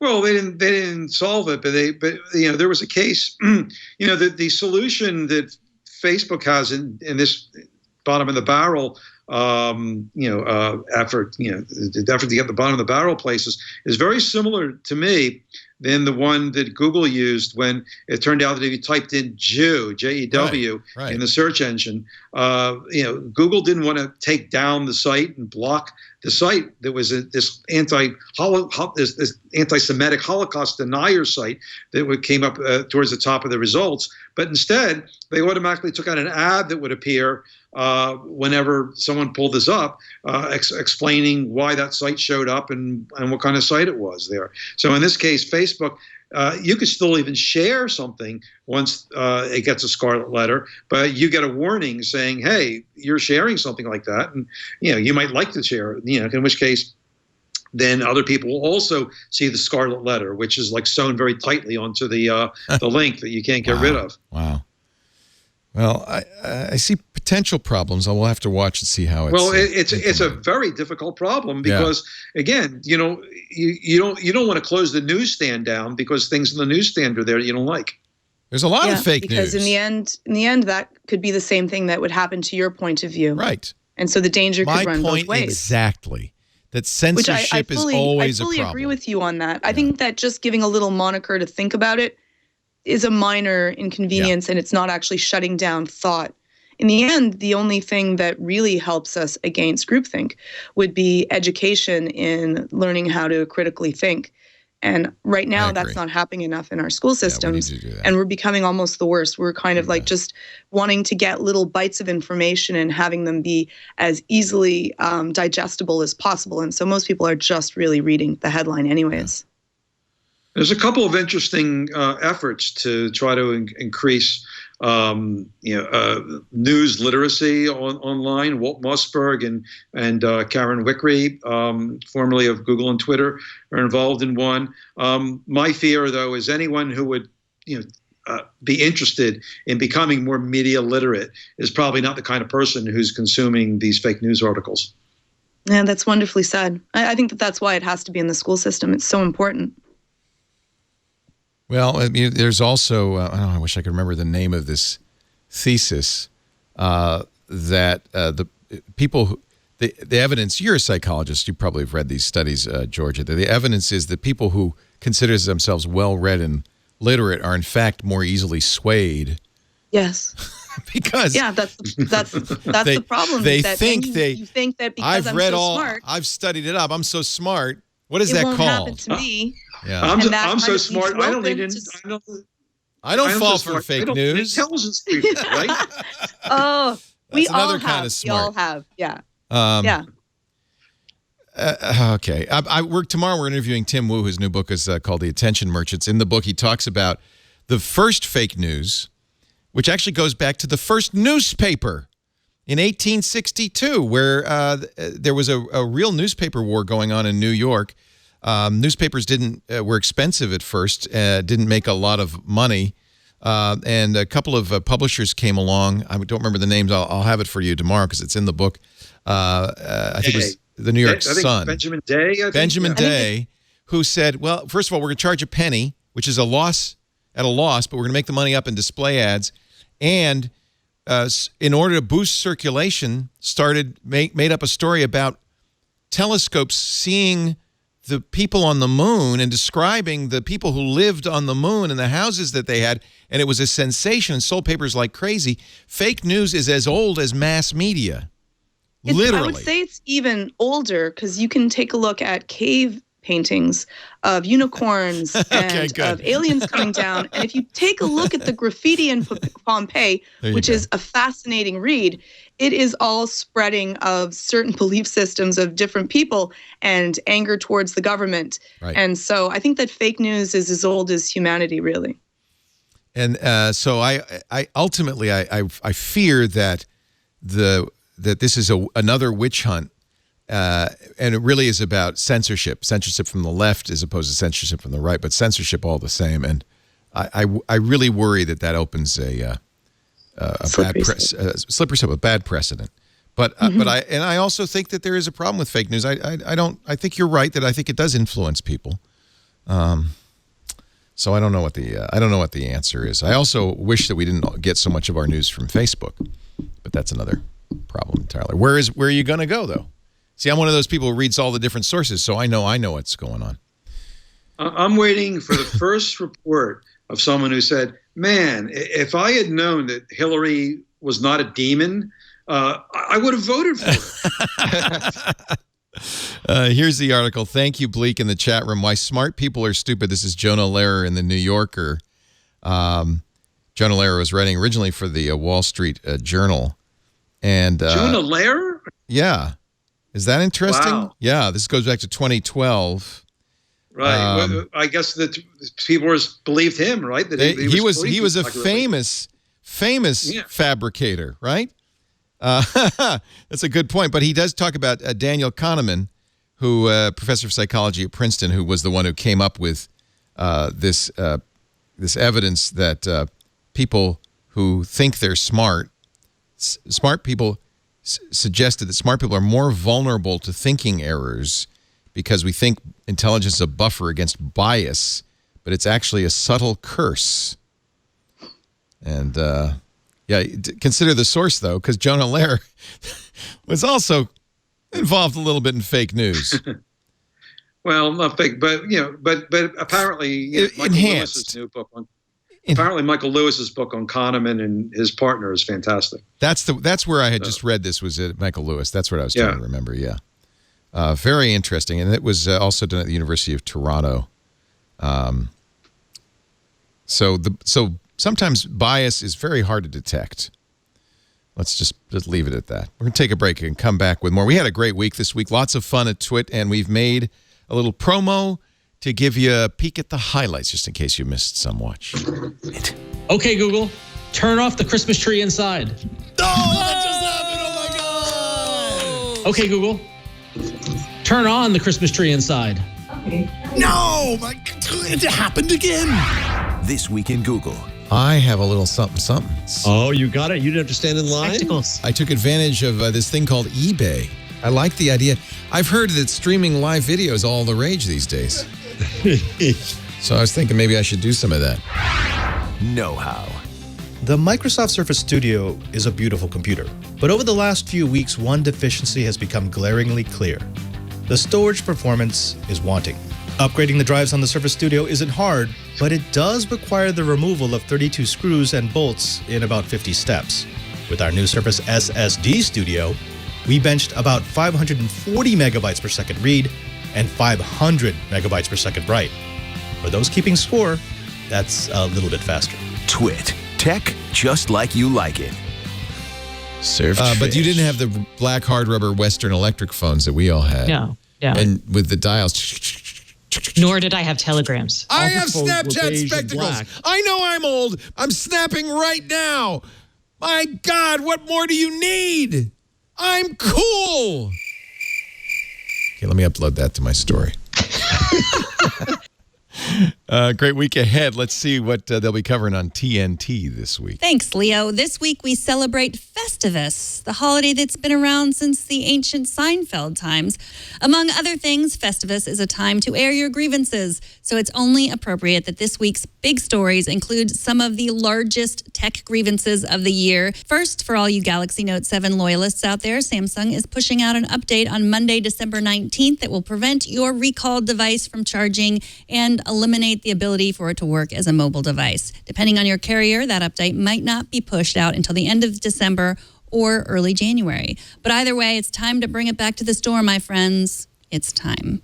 According to Mac Rumors, Apple will begin selling their wireless AirPods in stores on Monday, December 19th, just in time for the holidays, if you've waited until the last minute to shop for the holidays.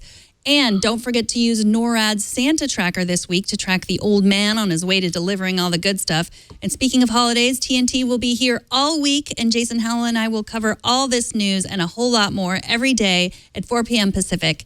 That's the week ahead. Back to you, Leo. Thank you, Megan Maroney. TNT, Monday through Friday, 4 p.m. Pacific, 7 p.m. Eastern, 2400 UTC. By the way, there is a Santa Tracker schism. I hope you know that. NORAD and Google went their separate ways, and Google now has its own Santa Tracker that is not with NORAD. So pick your... Drama. Pick wisely. Decide which Santa Tracker. I think the results are roughly the same, though. I just want to point that out. I'm going to ask you about those AirPods. Shut up. I'm not asking you, computer. Stupid computer. I'm going to ask you about those AirPods. I thought that was me. No. It's this. Everyone's checking. Windows just doesn't like to be ignored for too long. Have you noticed that? Yeah, you have an update. Come on, do it now. Hey, come on, touch me. I dare you to touch me. This Week in Tech brought to you today by GoToMeeting. Why do a phone conference call? They're so bland, they're so boring, they're so two-dimensional when you could go high-tech with GoToMeeting. Now, what's great is it can be a stealth phone bridge. So you can start a GoToMeeting, and it's easier than anything because you just click a link. They have a plugin for Outlook. You just it sends an email out to your client or your colleague. They click the link when the time comes. If they don't have the software, it's installed automatically and quickly. And they're there, they're ready, and you can be just, talking to each other, just like a conference call. But then, you could slip this in, you could sneak it in. You could say, hey, I'd like to show you my PowerPoint presentation. Would you mind? And then, boom, all of a sudden, he's seeing your screen. You're sharing the PowerPoint. You're showing the document. You can collaborate on the document. And then you could say, I wonder how you're liking this. Would you mind? Turn on your camera. I'd like to see your reaction, and I'll turn on mine. And suddenly you've got crystal clear HD video. And this is not just a conference call, my friends. This is an engaging, effective, efficient meeting, whether it's a sales demonstration, a presentation, a collaboration, an ad hoc meeting. I know teams that stay on GoToMeeting most of the day because they're all over the world, and that's how they stay in touch. 9 out of 10 GoToMeeting users agree they close deals more than 20% faster, and you can do it too right now, free at GoToMeeting.com. Don't phone it in. Start your free trial at GoToMeeting.com, and you see right there the orange button. Just click that, and you're good to go. Why do a conference call when you do GoToMeeting? We're talking about the week's tech news. Stephen Levy is here from backchannel.com. One of the last 2 people who used to go to Bill Gates' pajama party or something, if I've not misunderstood it. Markov is now retired, too. You're the last man standing, Stephen Levy. Also with us, Georgia Dow from imore.com. Great to have you. She's a psychotherapist, so you can trust her when she talks about your brain. And Mr. Steve Kovac from the Business Insider. Great to have all 3 of you, all from the East Coast, where you're being vortexed. Are you from the West Coast? No. Why did I think you were in New York? No, I'm in New York. Yeah, that's the East Coast. East Coast is the best coast, though. No, we're done with the polar vortex. It was like almost 60 today. Whoa, yeah. Good. I'm flying out there to see my mom in a couple of days after Christmas. Verizon has decided. By the way, Megan had the story that on Monday, your Note 7, if you still have one, and apparently over 100,000 people in the United States have not turned in their Note 7, Samsung's sending out an update that will mean you can't use it unless it's plugged in. Verizon said at first, no, we're not going to do that. It's Christmas. Everybody has the right to have a fire at Christmas. Even CeeLo, right? Did CeeLo's Note 7 blow up late? Somebody was saying that. Verizon was going to block that update. Now they say, all right, we'll do it. Verizon's going to brick your Note 7 January 5th, T-Mobile December 27th, AT&T January 5th. Sprint will be the one that keeps your Note 7 going the longest, January 8th. Imagine the liability, though, if, you're Sprint and somebody has a fire on New Year's night. You don't need a Yule time log. Yeah. Keep it in the fireplace. That's actually a good idea. Just keep your Note 7 in the fireplace. That's kind of this. That really was one of the big stories of the year. Is just the you could gift it to someone you don't like, right? Yeah. Right. Here's a Note 7. You get a Note 7, know that that person doesn't really care about you. So I had said that I don't think that these are exploding anymore, but apparently CeeLo Green, who is a well-known musician and producer, according to surveillance footage, security footage, was nearly killed. Is this fake news? Fake! I don't even know what the site that is. It was staged. Oh, man. I fell for fake news. But look, I have video. I would call that satire. Yeah, that's the problem. What is it, satire? Here he is. He's in his studio. The security camera's on. CeeLo Green, he's there. He's talking on his Note 7. When watch. He's got it right up to his head. This looks real to me, folks. Well, wait a minute. Now he's rolling closer to the camera. That worries me. Maybe that's it. Oh, my God! It exploded, and he's lying on the floor. Motionless. Okay, apparently this was staged. That's when someone needs more press. Why didn't Facebook flag this? We have a game we play at home with the kid when we watch YouTube videos, real or staged. And I notice he gets it wrong every time. Although occasionally I will think it's real and it's staged. Almost all of it's fake, by the way. How do you find out? I don't know. Scarlet letter. I don't know. How do you find out? Without that scarlet letter, what do we do? I mean, if you have to ask, it's fake. Yeah, maybe that's true. So some big changes at Google. That's the problem is that people are getting better at making things look really authentic. Yeah. Yes. Well, you saw the very funny. There were a couple of funny takeoffs on. What was that holiday? Love Actually, where he goes at the end of the movie, and he says, knocks on the door, and she comes to the door, and he says, "Shh, tell him it's carolers," and he plays Christmas Carol music, and then shows her the title cards. So there've been a number of fakes.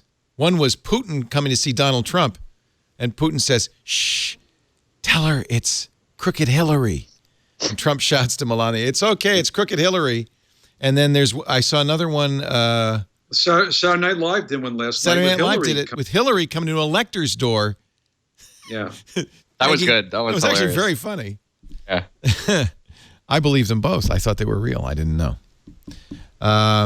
So let's talk about what's going on at Google, since we've got Stephen Levy, who knows everything. He's got very good sources inside of Google. One thing I'm hearing from a lot of Googlers and people who know Googlers is, I'll put it bluntly, so to speak, that Larry Page and Sergey Brin are off kind of in space, not paying that much attention. That Ruth Porat, the new CFO, is just cutting and slashing, hacking and hewing, and reorganizing Google on better financial basis. Does that sound accurate to you? Because we do see a lot of changes over there.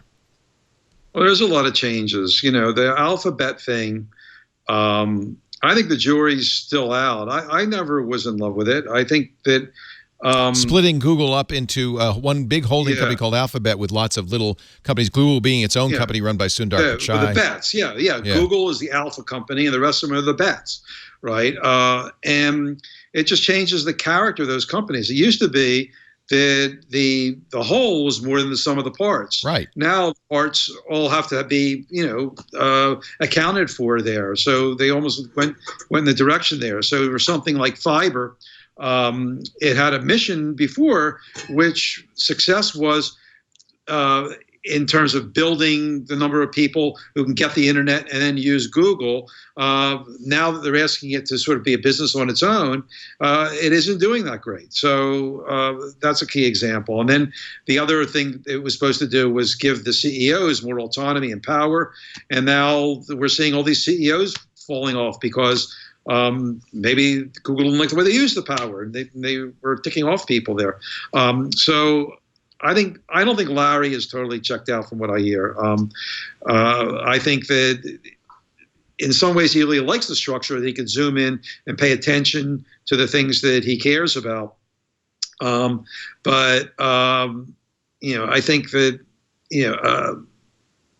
Google itself is sort of recreated. The Google part of Google has sort of recreated itself by taking on aspects that used to be part of, say, X, right? So now there's like a research division within Google itself, and the virtual reality is in Google itself. So, eventually, will Google be spinning off companies of its own? Will they become Alphabet Bets, or will they be, just part of, like an Uber Google there? Because Sundar is doing, such a good job. Everyone thinks that, he's killing it there. So it's an interesting time for the company. But meanwhile, look, the revenue and the business model still keeps everything afloat.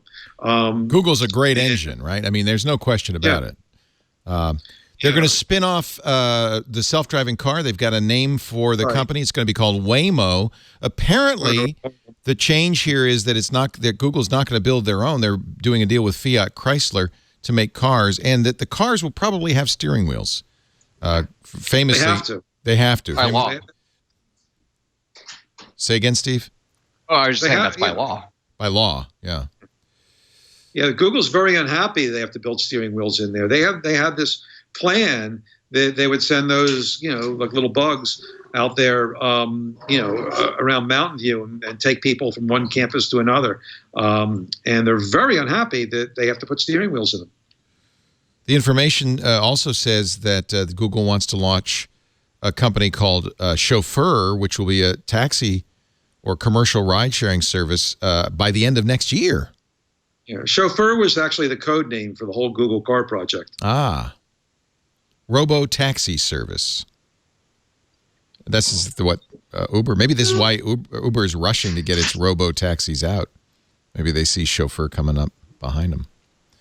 Also, let's see, what else has changed in Google? There's Calico, which is the anti-aging spinoff. That one seems to be doing okay. They have $1.5 billion in the bank, according to Antonio Regalado, writing for the MIT Technology Review. Yeah, I think it's interesting how they measure success for different bets, because obviously fiber they see as more of a shorter term. They want to see something material in the shorter term, whereas something like Calico, where they're literally trying to stop us from dying or get us to living to age 400 or whatever. They realize that's not going to happen tomorrow. That's going to take years or decades of research. Right. And they might not even get there. So it's kind of interesting to hear like how, you want to talk about Ruth Porat, digging into these companies and setting goals and so forth. Like Calico's not making any money, but their mission is more way out there. So that's pretty interesting too. And I kind of want to hear what Steven has to say about this. Just like, what are Larry and Sergey focused on out of all these other bets? Like, what's your impression of, are they more into, they're clearly just totally disconnected from regular Google. Are they more into things like Sidewalk Labs? Are they more into these, crazy other bets like curing death? I mean, what's your impression, Stephen? Well, Sergey, it spends most of his time at X. And, the moonshot. I think, and Larry, from what I hear, is also super interested in that. I know he has interest, he watches things like Sidewalk. Calico is interesting because like life sciences, which does have some revenue stream, what Calico possibly could do is if some of the scientists, make one, breakthrough that maybe won't make us live to 1,000 years old, but could, make us look better, 10 years, for 10 more years, as we get older, because it's all about stopping aging. That's like a multi-billion-dollar drug, right? So just the prospect of one of those things could wind up being a pretty hefty revenue stream. It's the Holy Grail, right? And yeah, but you don't have to get the Grail in order to make some money there. Even something that could stave off the Reaper, or make you feel younger for like a decade or two. Little pieces of the Grail could be pretty profitable. Exceptionally Maybe profitable. It's one of those areas where you can't. Time is one of those things that we can't stop. It comes for all of us. And so, yes, the same thing with aging or just looking better. Though it's funny that you said that, because the naked mole rat is probably one of the least attractive of creatures on the planet. I'm sure there's some more that are in contention for it. But they also have like cancer-resistant properties, and they're also impervious to certain types of pain. So it's not even just that; it's also quality of life that they can improve upon. I'd rather die than look like a naked mole rat. Don't they have interesting social? They have a high quality of life, I hear, actually. They live in a colony ruled by a queen. It's similar to the Borg, really. Yeah. Nice. They have an interesting social arrangement. Yeah. Give me death. Give me death, or give me naked mole rats. What else? What else is going on at Google? Android Things is their new name for their IoT stuff, bringing Brillo and Weave together under one roof.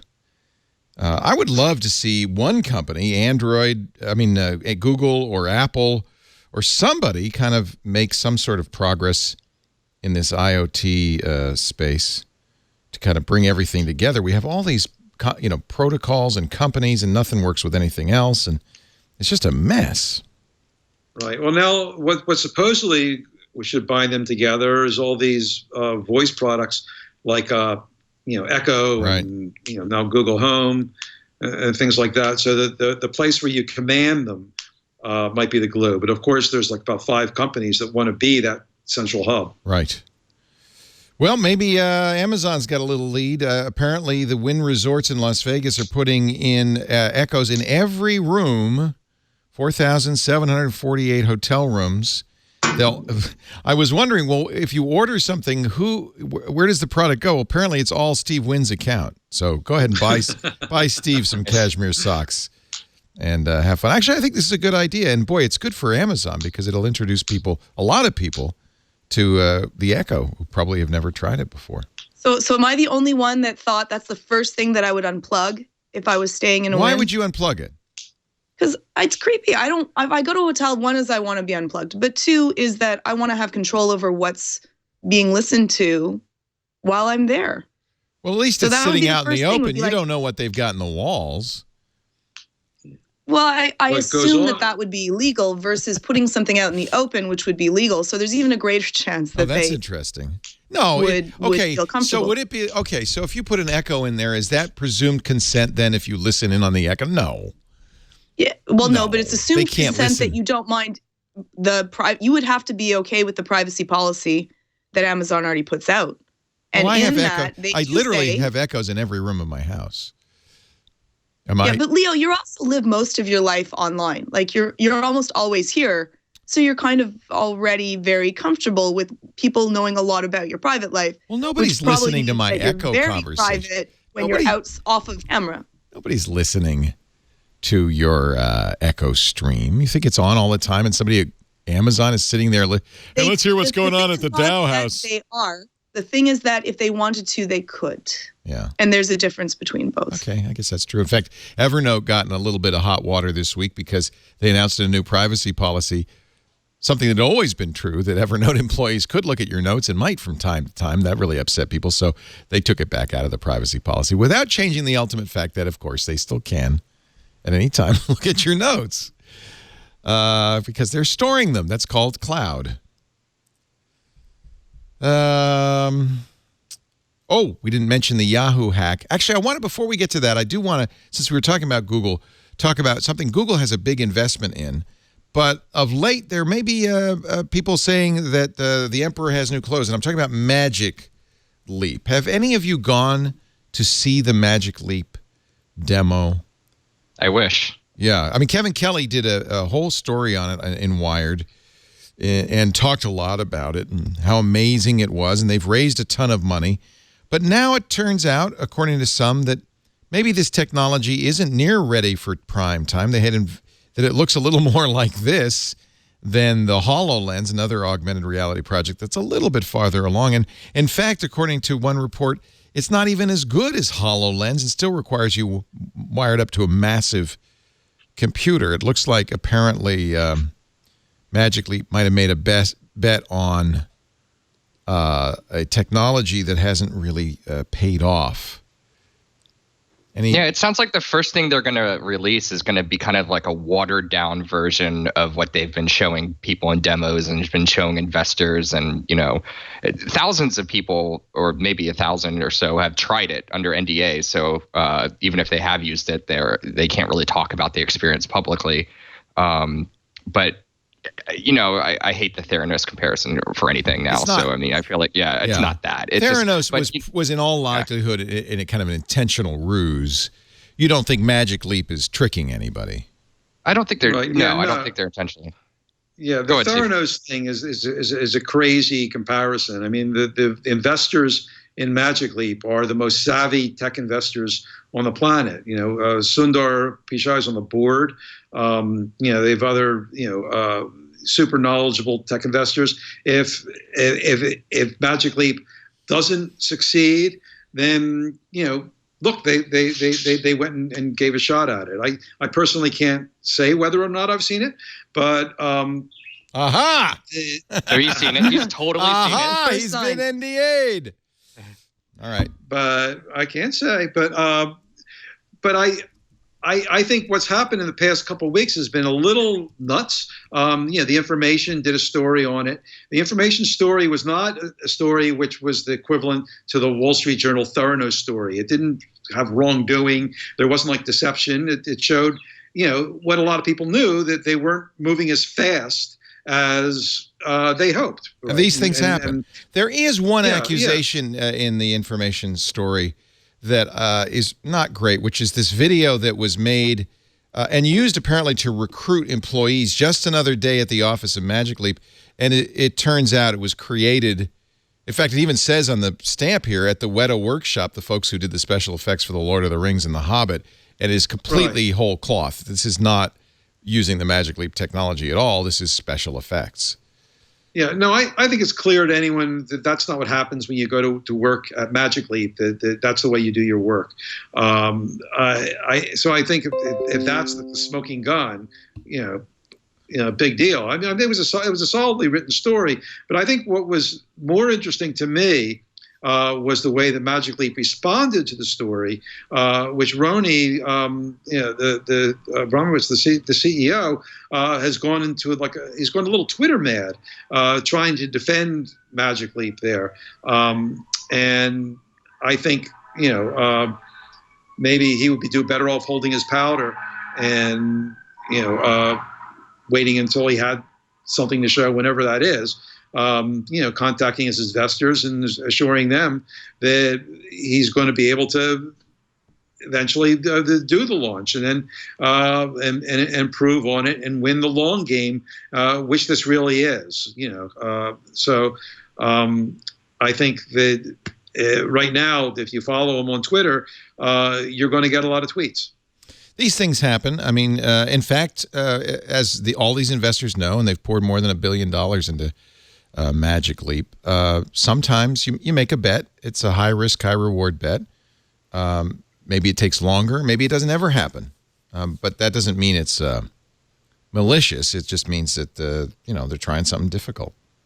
I think it's also just way too soon to judge something most people haven't seen publicly, that they haven't done a public demonstration of. And I think the reason why there's so much interest is they've been hyping it up for years. I mean, but beyond the money that they've attracted, cover story on Wired, cover story on Forbes, this is the future, and, glowing profiles that don't really say very much. Yeah, it does. And that's what I mean. It feels a little like it's overhyped. Yeah.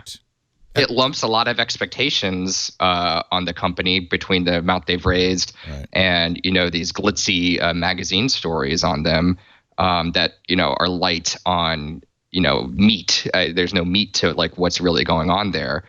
So it's no wonder why, the Information wanted to poke around and see, what the heck's going on. I think it's rightful to be a little bit skeptical. But again, no one's really tried it, and they don't have their final. No one's asking you to. Yeah, they're not asking you to go buy one now. Right. Right. Exactly. Yeah. No, it's no skin off my nose. I just, I also think it's suspicious when a company will show it to people, but then insist that you not talk about it. And it's one of the reasons I don't do any NDAs, because I feel like it doesn't help me. It doesn't help my audience if I know something that I can't tell them. It's and it feels like, well, okay, why are you showing me this then? Whose hearts and minds are you trying to win here? Anyway. They have to walk a very careful line, because they want to be able to build up press and interest so that they can make a certain amount of money that they need in order to invest into to develop. But then you also end up with your audience having what could end up being expectational debt. And that's when you have oversold something and you underdeliver. And then people end up really angry and upset with something that they expected would be mind-blowing and ended up being pretty awesome, but for the fact that you expected the world. They also have 800 employees, which is a lot for a product that may not emerge for years. And they're also losing people. I mean, you want to talk about the press coverage that they've had. They've lost their chief marketing officer, and they've lost their head of comms in the past. This week, they lost their head of comms, and a month or two ago, they lost their chief marketing officer. And, there's nothing to even communicate or market yet.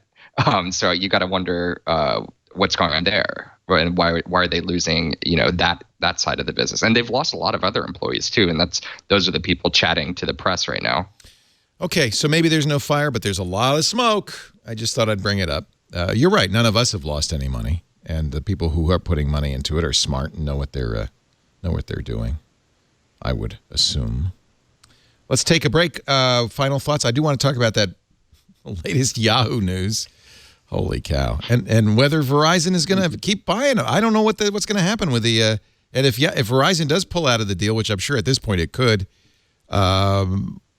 What happens to Yahoo? But first, a word from our sponsor. Audible is my audio book store. I love it. I've been an Audible listener since the year 2000. That's when I started listening. I've always loved audiobooks. I love the idea of somebody reading to me. I learn so much, and there's always times in the day when I can't hold a book, but I can listen to a book. When you're in your commute, when you're at the gym, when you're walking the dog, washing the dishes, whatever it is you're doing, it's really nice. And talk about the Amazon Echo, it will read to me. I could say, Echo, read to me, and it picks up where I left off on my most recent book automatically.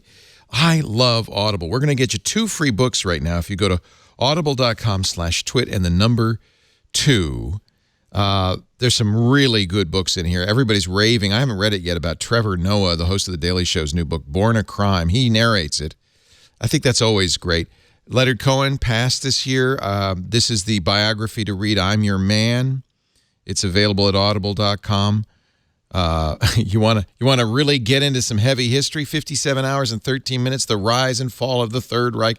I have to say, I read this in paper. I love this. Audible has so many great books, all the bestsellers, classics, science fiction, history, biography. Here's a little something called Hackers, Heroes of the Computer Revolution. If you haven't read Stephen Levy's classic, you got to read it. They have, I think, do they have all of your books? I'm sure they do. Let's see here.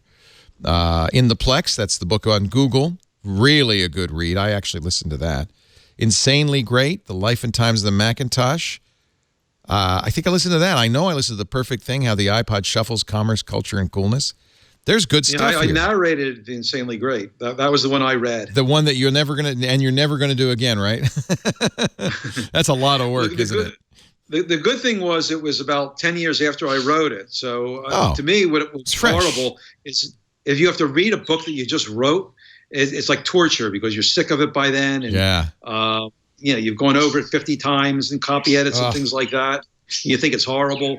So to sit in a studio for 4 days and read it would be torture to me. But this was fun. It was like visiting an old friend. Yeah. And we should mention that since we were talking about John Markoff, I wonder if, yes, Machines of Loving Grace is at Audible. This is a wonderful book. John Markoff's written so many great books about the tech revolution. That's probably the classic. He also wrote What the Dormouse Said. I wonder if they've got that. They've got a lot of of his New York Times pieces here as well. That's another thing you get, by the way, if you go to audible.com/twit2, is the daily digest of the Wall Street Journal or the New York Times read to you. I guess they don't have his book of what the Dormouse. That was him, right? Or was it Katie Hafner who wrote that? Anyway, there are great books at Audible, and you must join, and you must take advantage of our offer. You're going to go to audible.com/twit2. You'll be signing up for the Platinum account. That's a subscription account that gives you 2 books a month. That's what I do, and it's the easiest way to just kind of build up your library. I should show you my library, hundreds of books. In fact, I'm going to do a blog post. I did a blog post a year ago on everything that I had listened to in 15 years of Audible, but I have to update it now with the books from this year, and there's so many great books, and I want to give you links to all of them, so I'll do that on my blog. I'm reading right now, and I'm sure, Georgia Dow, you probably read this in your studies, Man's Search for Meaning by the legendary Viennese psychiatrist Viktor Frankl, the story of his internment at Auschwitz, and it's unbelievable. I haven't actually read it. I've followed pieces, but I haven't actually read the book. You'll have to tell me how it is. Yeah, he created logotherapy, and it was based on his shortly after he got out of Auschwitz, based on his experiences there. And it's just, well, it's powerful, I guess is the best word for it. But this is the beauty of Audible. You get great experiences. It's almost like you're there when they're reading to you. There's something about the way you're taking it in. Here's the book you were talking about, Stephen, The Undoing Project, A Friendship That Changed Our Minds. This is about David Kahneman and Amos Tversky's studies about the decision-making process. Michael Lewis is so great. He always picks fascinating subjects. This is his most recent. All of his books are also on Audible. So, look, pick 2 and get them free. You cancel in the first 30 days. You'll pay nothing, and the books will be yours to keep. Audible.com/twit2. I've just given you so many books to get. I don't know. You know what's funny is now I'm adding that because I have a wish list on Audible that's got about 80 books on it. I'm going to add that to the list because I want to read that too. That's the book about the Kahneman stuff. All right, Yahoo. It's just one thing after another with Yahoo, isn't it? Now they say that and I think it's a story just because of the number, 1 billion user accounts have been breached. This happened a few years ago. Remember that, of course, earlier Yahoo had revealed that 500 million accounts had been breached in a separate hack. At this point, you got to wonder, is Verizon going to go through with the deal? What happens to Yahoo next? We had AOL CEO Tim Armstrong, who's kind of helping spearhead that deal at our conference a week and a half ago now. And this was before the disclosure of the hack. And we asked him, my colleague asked him point blank, like, put a number on this. What's the percentage chance that this happens? And he wouldn't do that, but he's like, I'm cautiously optimistic that the deal's going to go through. Week later, this happens. So, so it's either going to be a discount. You got to think they still they asked for Yahoo $1 billion off. Verizon already asked for $1 billion off for the first hack. And actually, exactly. What's really important is what did Marissa Mayer know and when did she know it? What did she hide this material information from Verizon and other suitors when they were selling the company? And there's some evidence that she did on the 2014 hack. This billion account hack happened a year earlier. So it would stretch credulity to think that Marissa Mayer did not know about this billion account hack from 2013.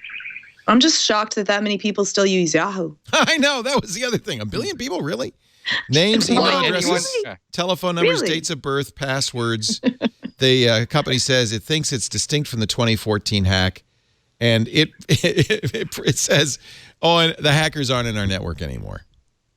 So they say. I don't know. Yeah. What do you think? If Verizon pulls out, maybe they'll just ask for another $1 billion off. What happens? Yeah, there's still a lot of value in Yahoo, right? Yeah. Because of Alibaba, Yahoo Japan, and all that kind of stuff. I mean, you don't get the Alibaba stake with the... Okay, Alibaba. Yeah, that's true. But, there is a lot of value still tied up in there, and they do have a massive user base.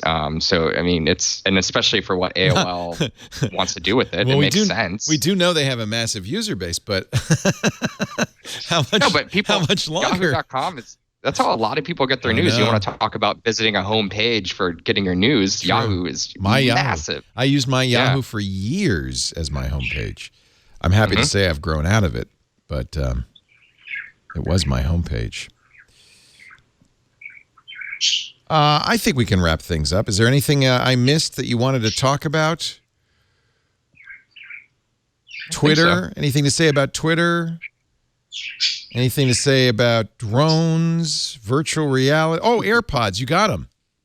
Oh, yeah. Here. Boom. You got them? You went to the store? Oh, no. They sent you review units. The review unit, yeah. Yeah, we've seen the pre-production review units. Renee Ritchie had those and others. You like it? Yeah, they're okay. I mean, so the production ones had a lot of issues, probably mostly related to the software. Apple told me ahead of time, before you try these, make sure you have the latest iOS update and before you start rocking them.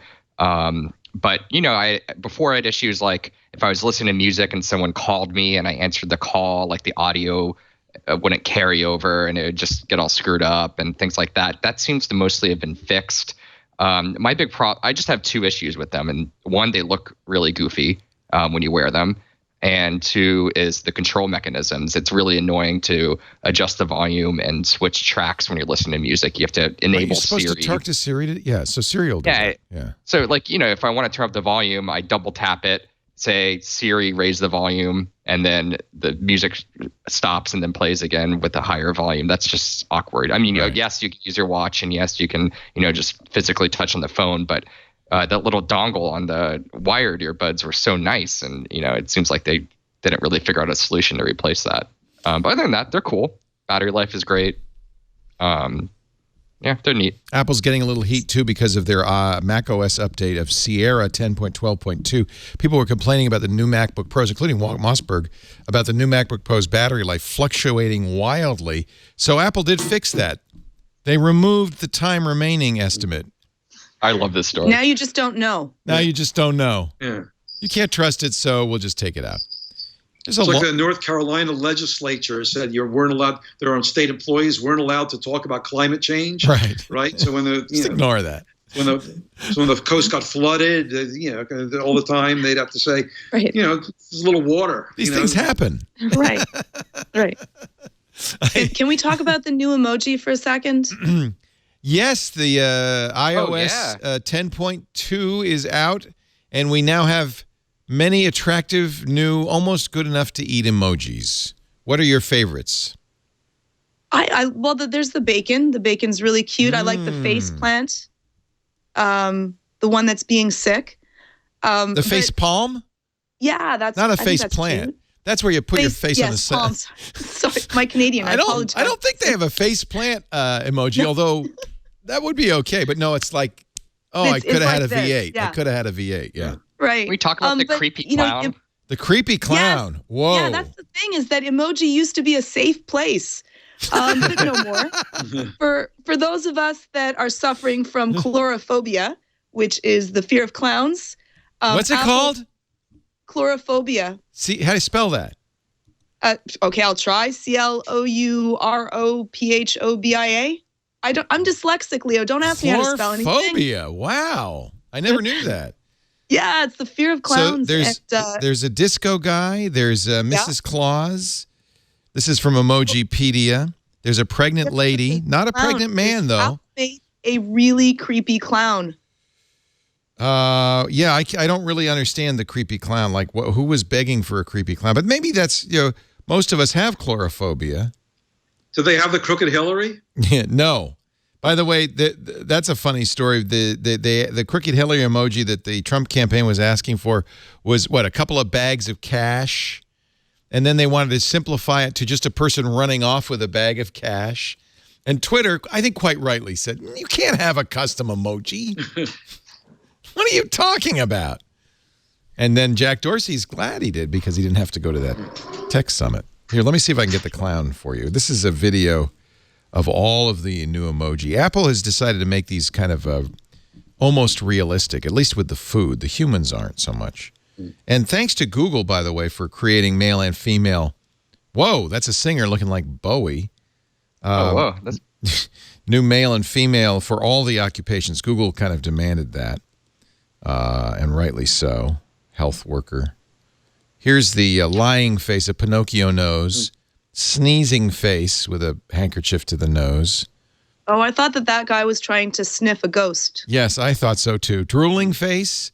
Rolling on the floor laughing, which is a slightly rolling face with cowboy. Here comes, stand back, watch out. Here comes if you got coulrophobia. Warning. It looks like an ice cream cake. Are you really scared of that? It doesn't look harmless. Not that one, but still, These are the Apple versions, but these are actually part of the new standard. So you will see these on most platforms sooner or later. Georgia Dow, there you go. He said there's a Google clown is not quite so bad. The Microsoft clown looks like it's made out of Play-Doh. I think the Apple one is the scariest for sure. Thank you, Georgia Dow. imore.com. Don't forget her videos at anxiety-videos.com. Great stuff, not just on anxiety, but sleep and getting your head together. Some really great, encouraging videos. You do a great job. It's always wonderful to see you. Thank you for joining us today. I appreciate it. Thank you so much for having me. Steve Kovac is a senior correspondent at Business Insider. That means you don't have to carry a red pencil with you. You just write. This is true. You let the other people edit. Thank goodness. At Steve Kovac on the Twitter, and of course, Stephen Levy. Always a pleasure. Thank you so much for joining us. StephenLevy.com and Thank you. Backchannel.com. Do you all tweet? I mean, should I give your Twitter handles? Because you all tweet. Yeah. Stephen Kovac. One thing I do is tweet. Really? Yeah, I don't use Facebook or Snapchat. I like Facebook better than Twitter. I feel like Twitter is just too fragmented, too hard to follow, too strange. But I do follow Donald Trump, I have to say, because it's just fascinating. I can't take my eyes off his Twitter feed. That's one word to say, fascinating. Well, don't you find it like, wow, I can't stop reading it? Yeah. What it just incites rage in me, I think. What's That's next? the big thing. Well, I'm trying not to be raging. Yeah. I'm trying to just be sanguine about the whole thing and just kind of understand. But those tweets, wow. Unprecedented. I loved that. Yeah. It's a shame they fixed that. Well said. You know, he tweeted unprecedented, the misspelling, where he said that Chinese stole our drone and this is unprecedented with an S, came from an Android phone middle of the night. Next morning, fixed from an iPhone, confirming what many have long said, which is when Trump tweets, it's usually late at night from an Android device. And when his staff tweets, it's the next morning on an iPhone. It's helpful to have these glosses to understand better what's going on. It's unprecedented. Thank you all for being here. This is our last twit of 2016. We'll be back January 8th, but there will be fresh twits for you. Next week, we're going to do a holiday seasonal twit where we get some of our favorite hosts in the studio that aren't normally in studio, Steve Gibson, Denise Howell, Renee Ritchie, and we'll talk about all the big tech stories of 2016. And then the following week, our best of, thanks to you. You've been submitting all these great bits from the previous episodes, and we've edited them together into a fun couple of hours of the best of Twit 2016. That'll be... Tell me they have you with the plants. Oh, I think they start with that. You mean where I got naked? Yeah. Yes. You were there for that. That was so great. That was so great. That was the funniest thing. That's one word for it. No, I didn't mean that insulting. It was just... It was definitely unpresidential. So yeah, that's going to be on that's New Year's Day. Christmas Day, of course, is the holiday show, and we'll be back January 8th with a fresh twit. In fact, we'll be talking about CES. We'll get some people who are at CES because, believe it or not, yes, it's CES time once again.